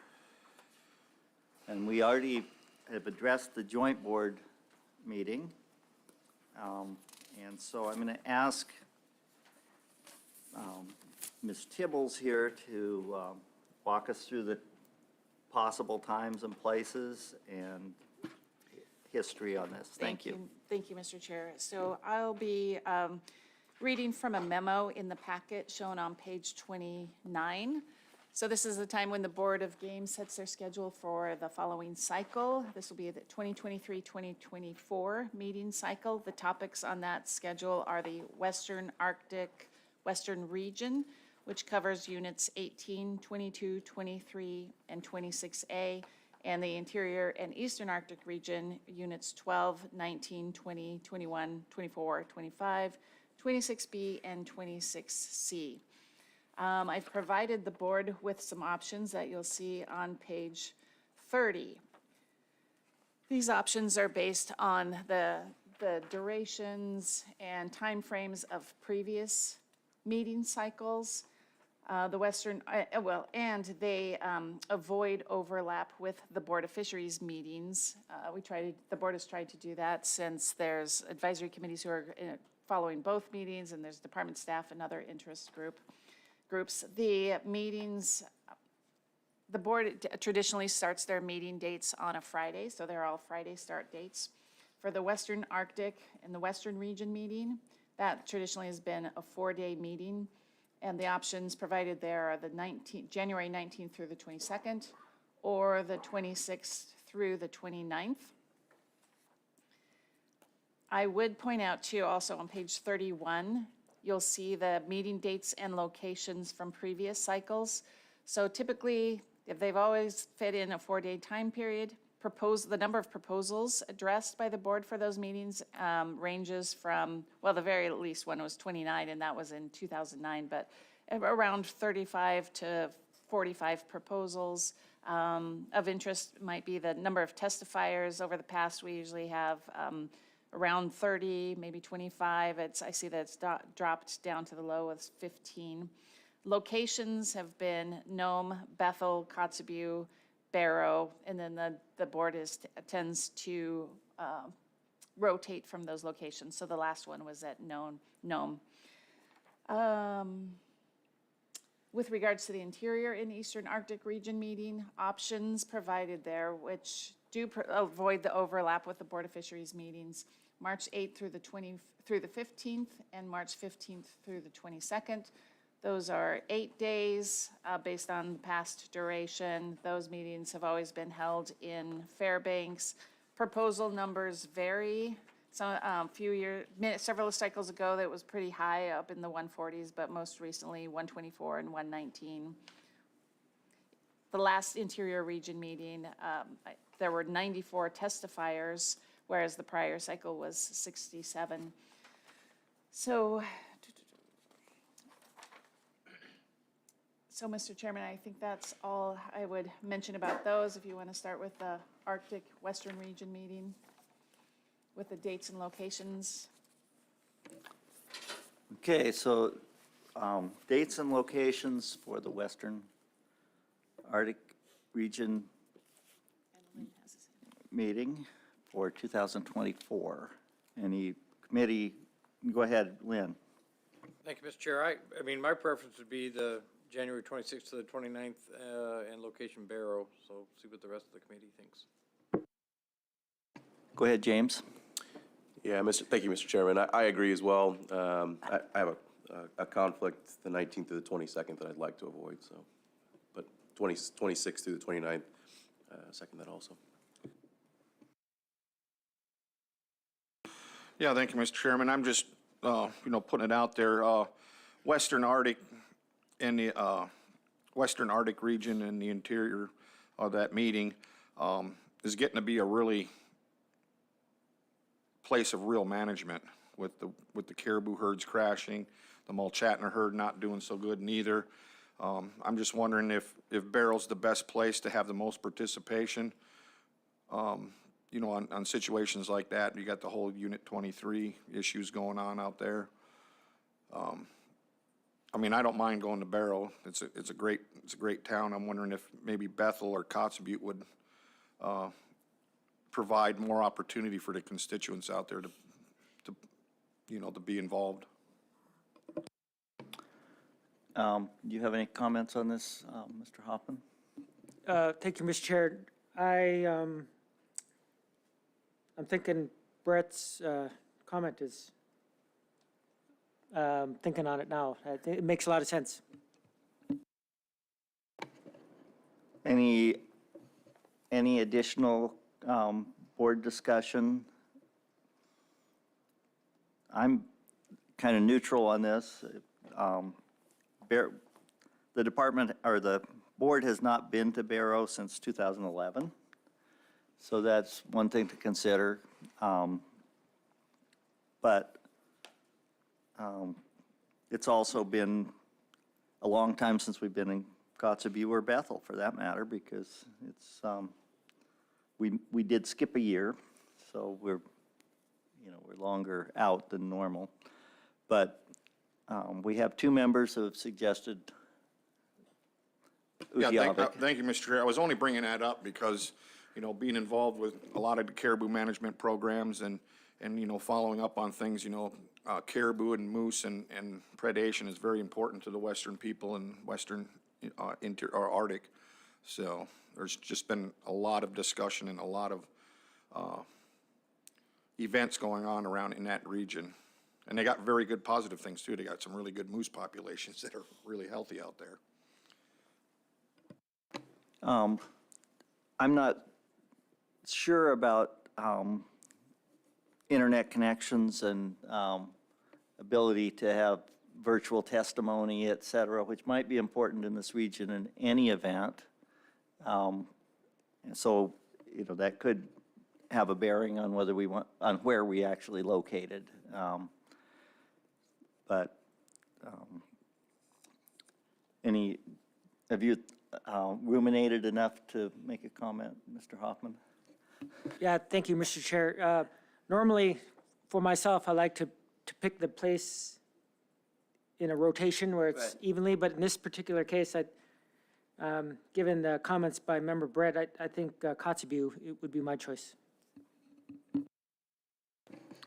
Okay, Lynn? Thank you, Mr. Chair. You have to remember Brett's comments. I agree. In Kotzebue, it's been quite a while since the board's been there. And it might be just a more appropriate location since there are some issues, that might get a little bit more attention. Any other comments? And if not, a motion would be in order as to a location and dates. Go ahead, Al. Thank you, Mr. Chairman. I move that we set the dates for the Western Arctic, Western Interior and Eastern Arctic meetings to be January 26th through the 29th, and that will be in Kotzebue. Any objection? Hearing no objection, it passes by unanimous consent. And so we will meet in Kotzebue on the 25th to 29th in 2024. Next one is the Interior and Eastern Arctic region. And board discussion.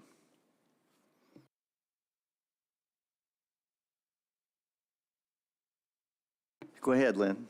Thank you, Mr. Chair. Since our previous discussion on the joint board meeting, and we kind of were basing some of the decisions off of the March 15th to 22nd timeframe for the Interior Eastern Region meeting, those are the dates I would support, and location of Fairbanks. Any other discussion? Go ahead, Al. No, I was just wondering if he was making that a motion. Well, I didn't hear it as a motion Okay. yet. I support Lynn. I think we kind of almost figured this out when we were doing the joint board, so. In the past, we have discussed other locations in that area besides Fairbanks and kind of came to the conclusion that they weren't workable in most cases. So even though it would be nice to visit some smaller communities, everybody can come to Fairbanks. So do we have a motion then?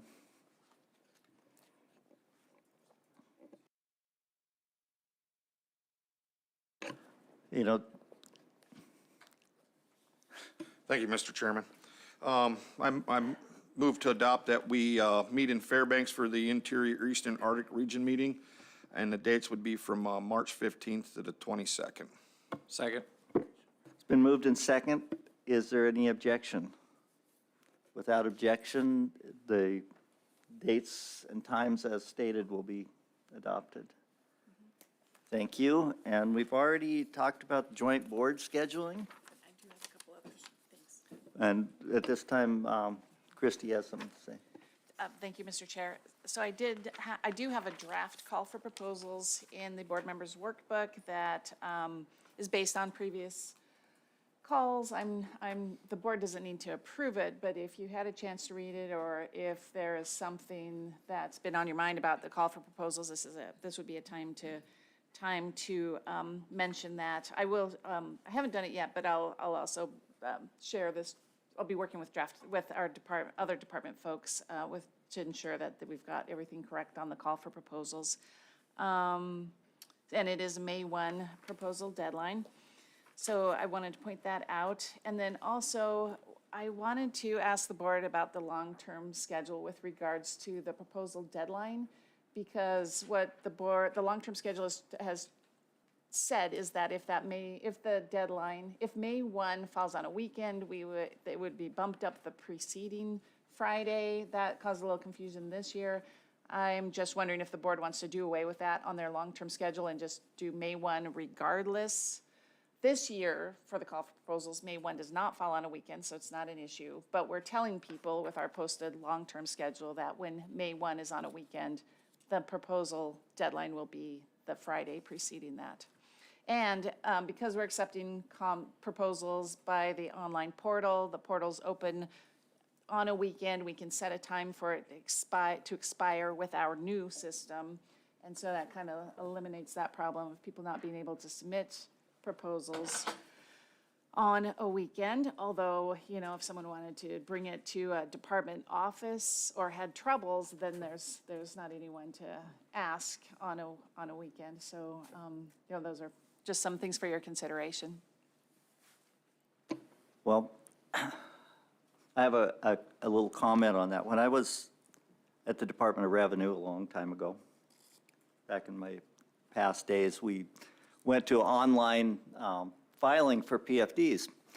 Prior to online filing, you couldn't file until the 2nd, or if it was a weekend, you couldn't file until the 3rd, or maybe the 4th of January. But as soon as we went to online filing, we changed the rules so you could file on the holiday, because it really doesn't make a whole lot of difference. If you got them late on Friday, or if you got them on Sunday for May 1st, it makes no difference. So my recommendation would be that you just go ahead and, if you're accepting them online, accept them up to May 1st and eliminate any ambiguity. How do the board members feel? Go ahead, Al. Yeah, I agree with that online portion, but what about the person mailing in or dropping off? If that even, maybe it doesn't happen anymore. Go ahead, Christie. It is a pretty low number. Faxing, Faxing, we utilize a come in. fax server, so we're receiving faxes even, we don't have to worry about paper running out or faxes are coming through to Okay. our server. We don't run into problems with that very much. James? Thank you, Mr. Chairman. Christine, that was my next question was, I guess in light of what Member Brett's question was, so if you receive something through the mail, the snail mail, that's postmarked on the 1st, does it still make it in? Is that correct? Obviously it'll be after. I'm making an assumption there, is that right? And this goes to the point of moving just straight to the May 1st online deadline. Through the chair, Member Cooney, so our call for proposals say that proposals must be received by the May 1st, 2023, this is for next year, or for this year, deadline at a board support section office in Juneau, and a postmark is not sufficient for timely receipt. Okay. Actually have to have it. Okay, but the option to submit online for those folks that know that they won't be received by May 1st is there for them to submit that? Okay. Thank you, Mr. Chair. And that's online or by fax, correct? So I would suggest that we remove that, but I don't know if you, what type of board action you want for that. I would maybe just ask unanimous consent Um, for that. Any objection to that? If there's no objection, we'll just ask that they change that so the weekends don't matter. Thank you.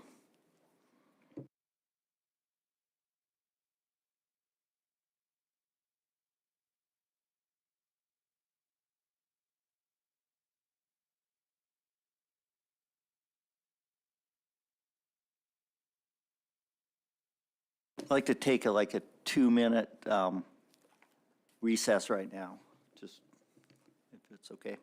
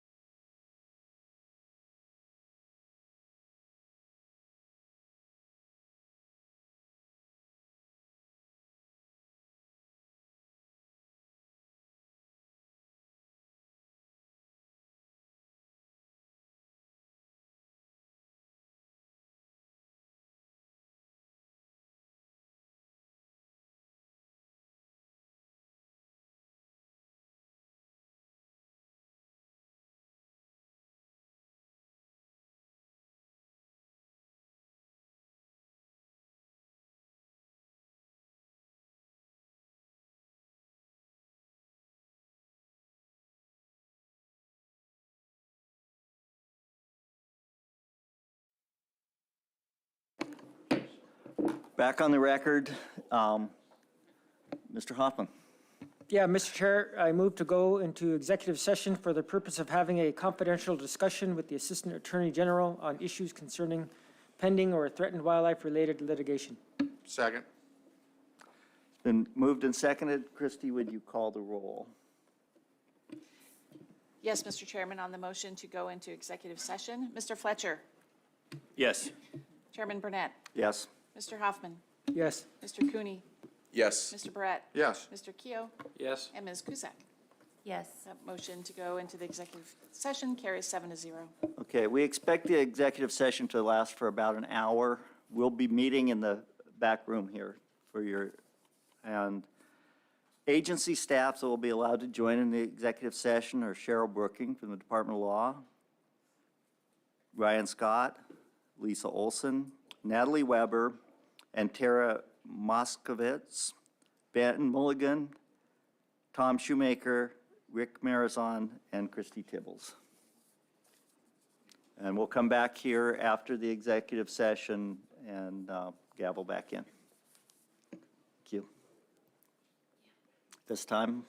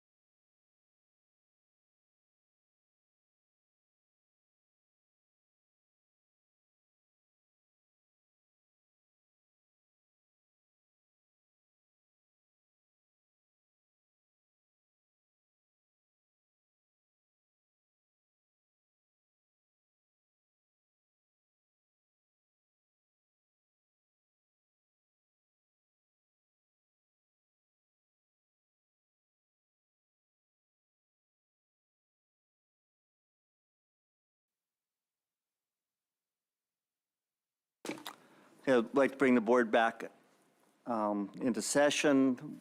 We did not take any actions in executive session. We have a couple of other business items to take care of under other business prior to going to lunch, and then after lunch, there'll be some orientation that Christie's going to be doing. The two items we had, there was a request for us to take up Proposal 199 that was proposed earlier. And there was a public comment that was received. I don't know if we have something in the RC book. It is. It's in the RC book. On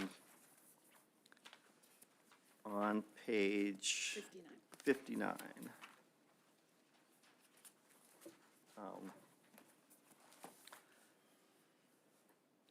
And 199 was moved to the back of the book for the South Central meeting, correct? For the South Central meeting in March, because as it was written, it did not fall under the board's authority, as I recall. And there's a request for us to reconsider, to allow them to clarify the intent of the proposal. And I know you've all read that already. I don't know if we have a discussion on this.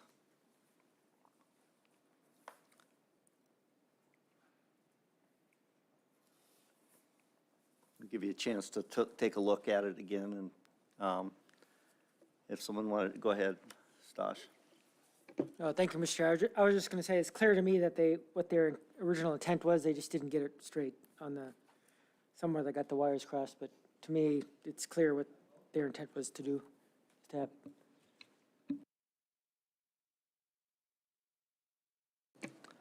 And any other discussion? I don't know, go ahead, Al.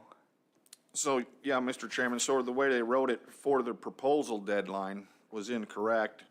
And when it was submitted as an ACR, it was still incorrect. And, because at the ACR meeting, even if we had this new letter here, it would still been allocative. And we really don't accept ACRs on an allocative issue. So I don't know how we want to handle that. Yeah, I think this is probably an unfortunate circumstance that maybe it really can't come before the board and in our normal process, have appropriate discussion and comment with the ACs. And even if we wanted to adopt the proposal, it would be an outside of our normal process. Go ahead, Al. I think that process would involve a board-generated proposal, Yeah. if somebody was willing to do that.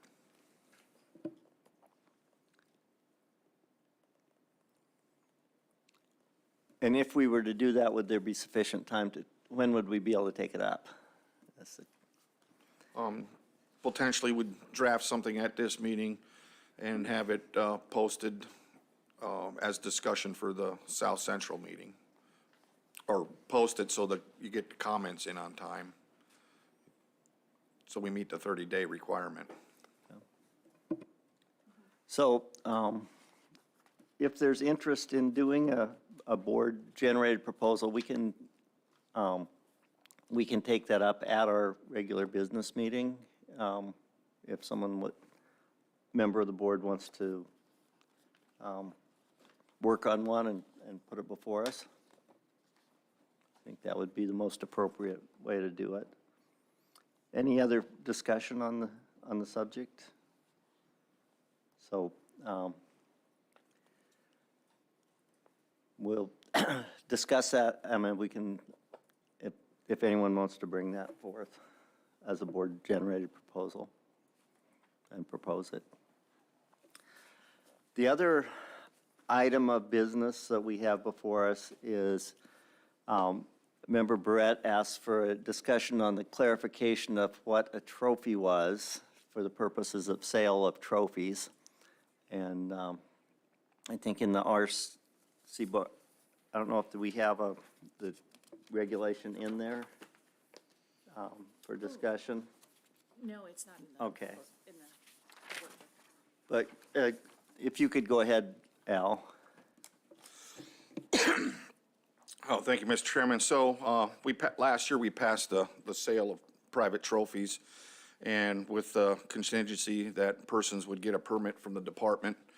And it's been my understanding on that, getting that permit, when it comes to a European mount or an antler mount, the department, and I guess in conjunction with the Department of Law, or not law, but public safety, we're requiring a wooden panel behind the skull or the antlers of the mount. And I really didn't understand why it had to be that specific, because the regulation currently states that something that's on display, prepared to be on display, never mentions anything about wooden panels on the back of antler or horn mounts, European or otherwise. And so I thought, it'd be appropriate that, it was my intent that it wasn't done that way. I do many mounts in that European style or antler mount that don't have the wooden panel or plaque, as they call it. And so even when I went and visited our own Fish and Game Department in Fairbanks, on display in the lobby, there's probably somewhere in the neighborhood of 24 antler or horn mounts without panels on the back of them. Okay, if I could, I'd like to read the regulation, which I believe that the department is relying on, which is 5 AAC 92.990, subchapter A, subparagraph 82. Trophy means a mount of a big game animal, including the skin of the head, cape, or the entire skin in a lifelike representation of the animal, including a lifelike representation made from any part of a big game animal.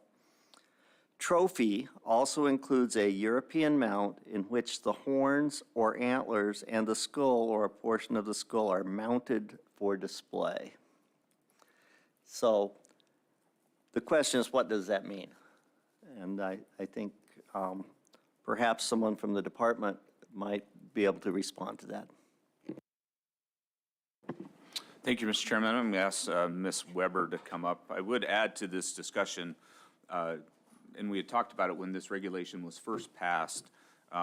We haven't seen a groundswell of interest in selling trophies, but there's a fair number in the neighborhood of 30 to 40 since the regulation was adopted. But Natalie can speak to the specific wording. Thank you, Mr. Chair. For the record, Natalie Weber with the Division of Wildlife Conservation. Thank you for reading that regulation into the record.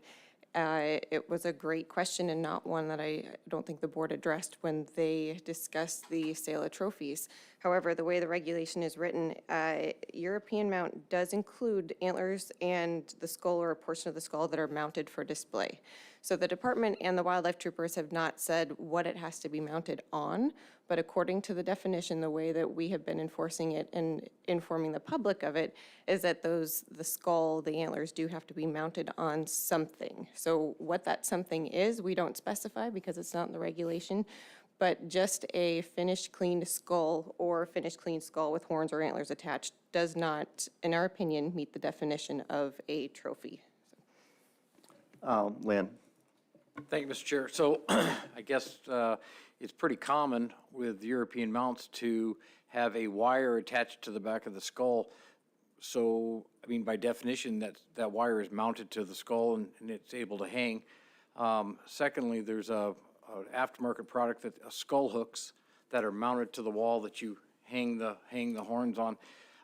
So I guess I wouldn't like to see the interpretation limited to.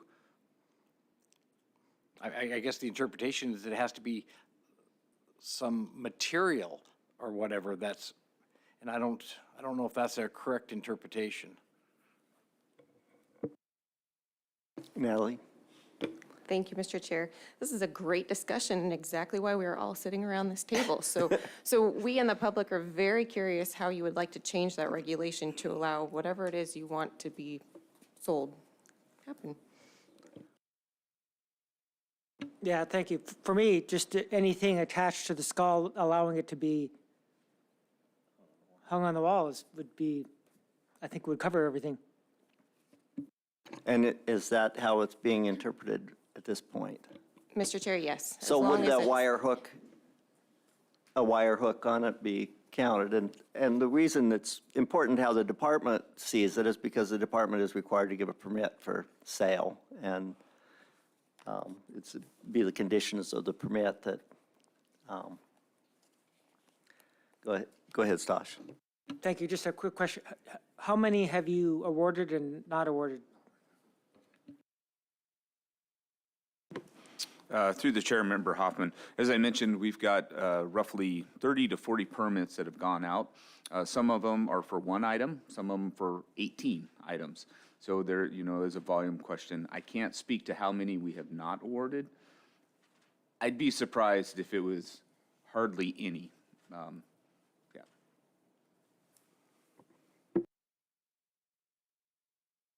Go ahead, Jake.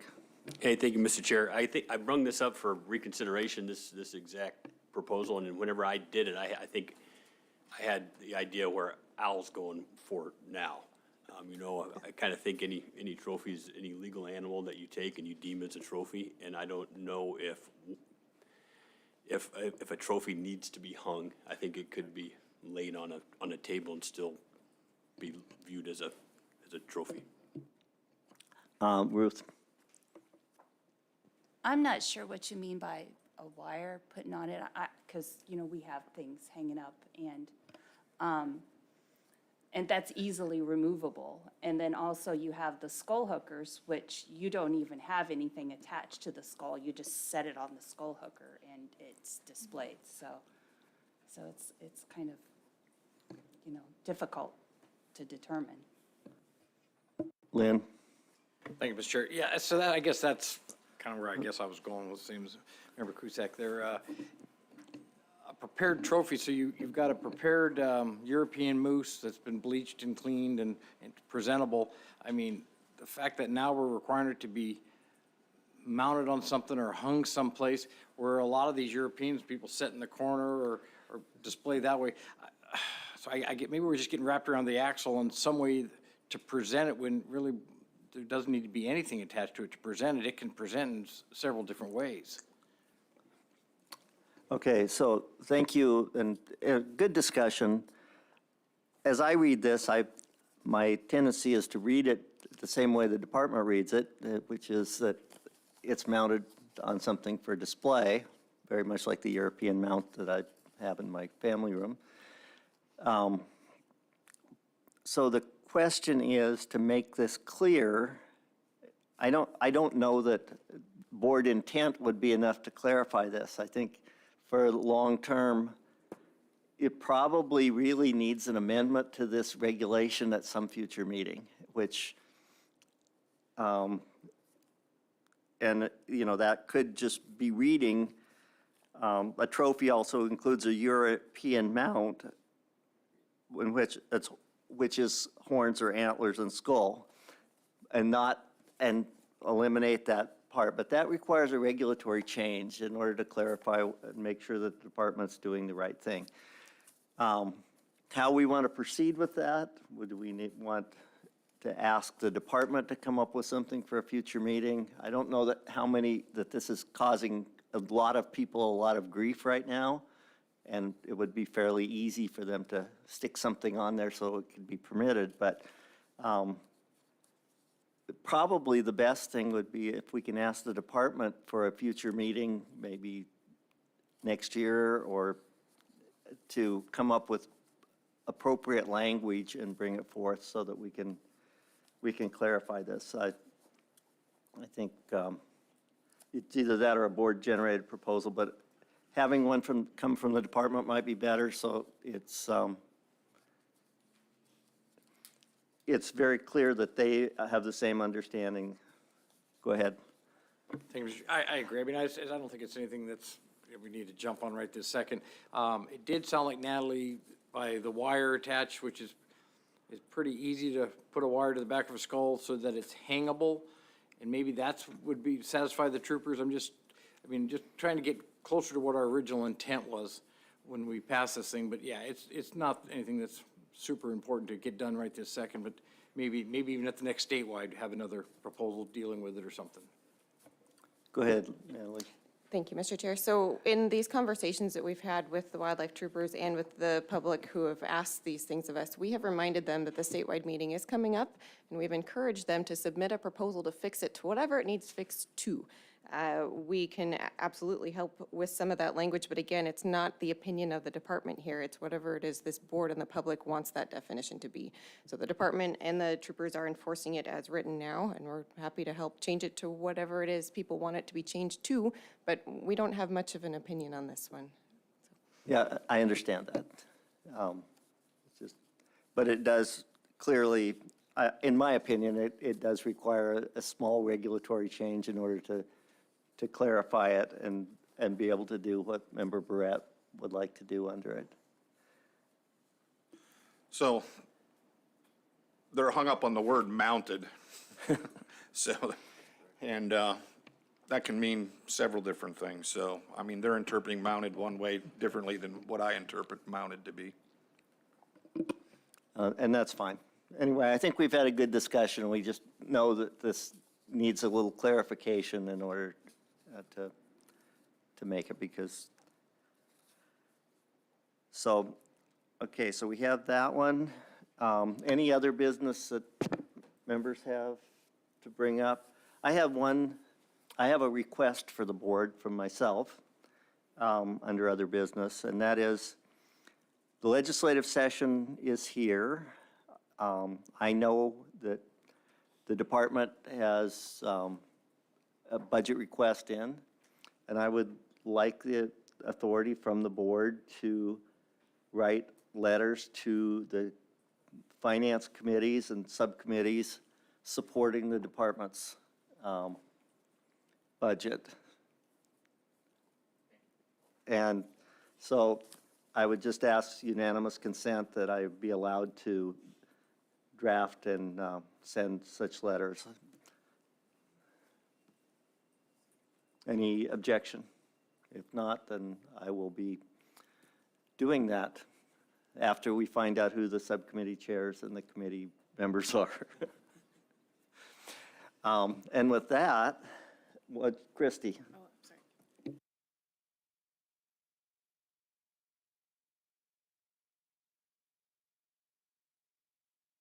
Yeah, and if it's permissible, the board, I think perhaps also being allowed to send letters supporting the budget for the appropriate section of the Department of Law and the Alaska Wildlife Troopers and state agencies that are affected by and affect the business before this board. So, yes, Cheryl. Thank you, Mr. Chair. I would just like to remind board members, if they're acting individually and not as a board, if a letter is sent, that you are submitting a letter on your own behalf and not as the board. Thank you. And that is why I asked the board for approval here. Last year, I did send letters on my own behalf to these entities, to the legislators. And, you know, I do have a relationship with some of the legislators. So anyway, any other business to come before the board prior to our break, or adjournment, actually? I guess Christie has some stuff to do this afternoon with some of the board members, and if you would like to describe that. Sure, we have, I call it a part 2 of our new member orientation session with Ms. Cusack. It'll be in this back room here, starting at 2 o'clock, if you all feel that leaves you enough time to get a lunch break. Okay, and with that, I would entertain a motion to adjourn the work session. Move to adjourn. Second. Been moved and seconded. We are adjourned.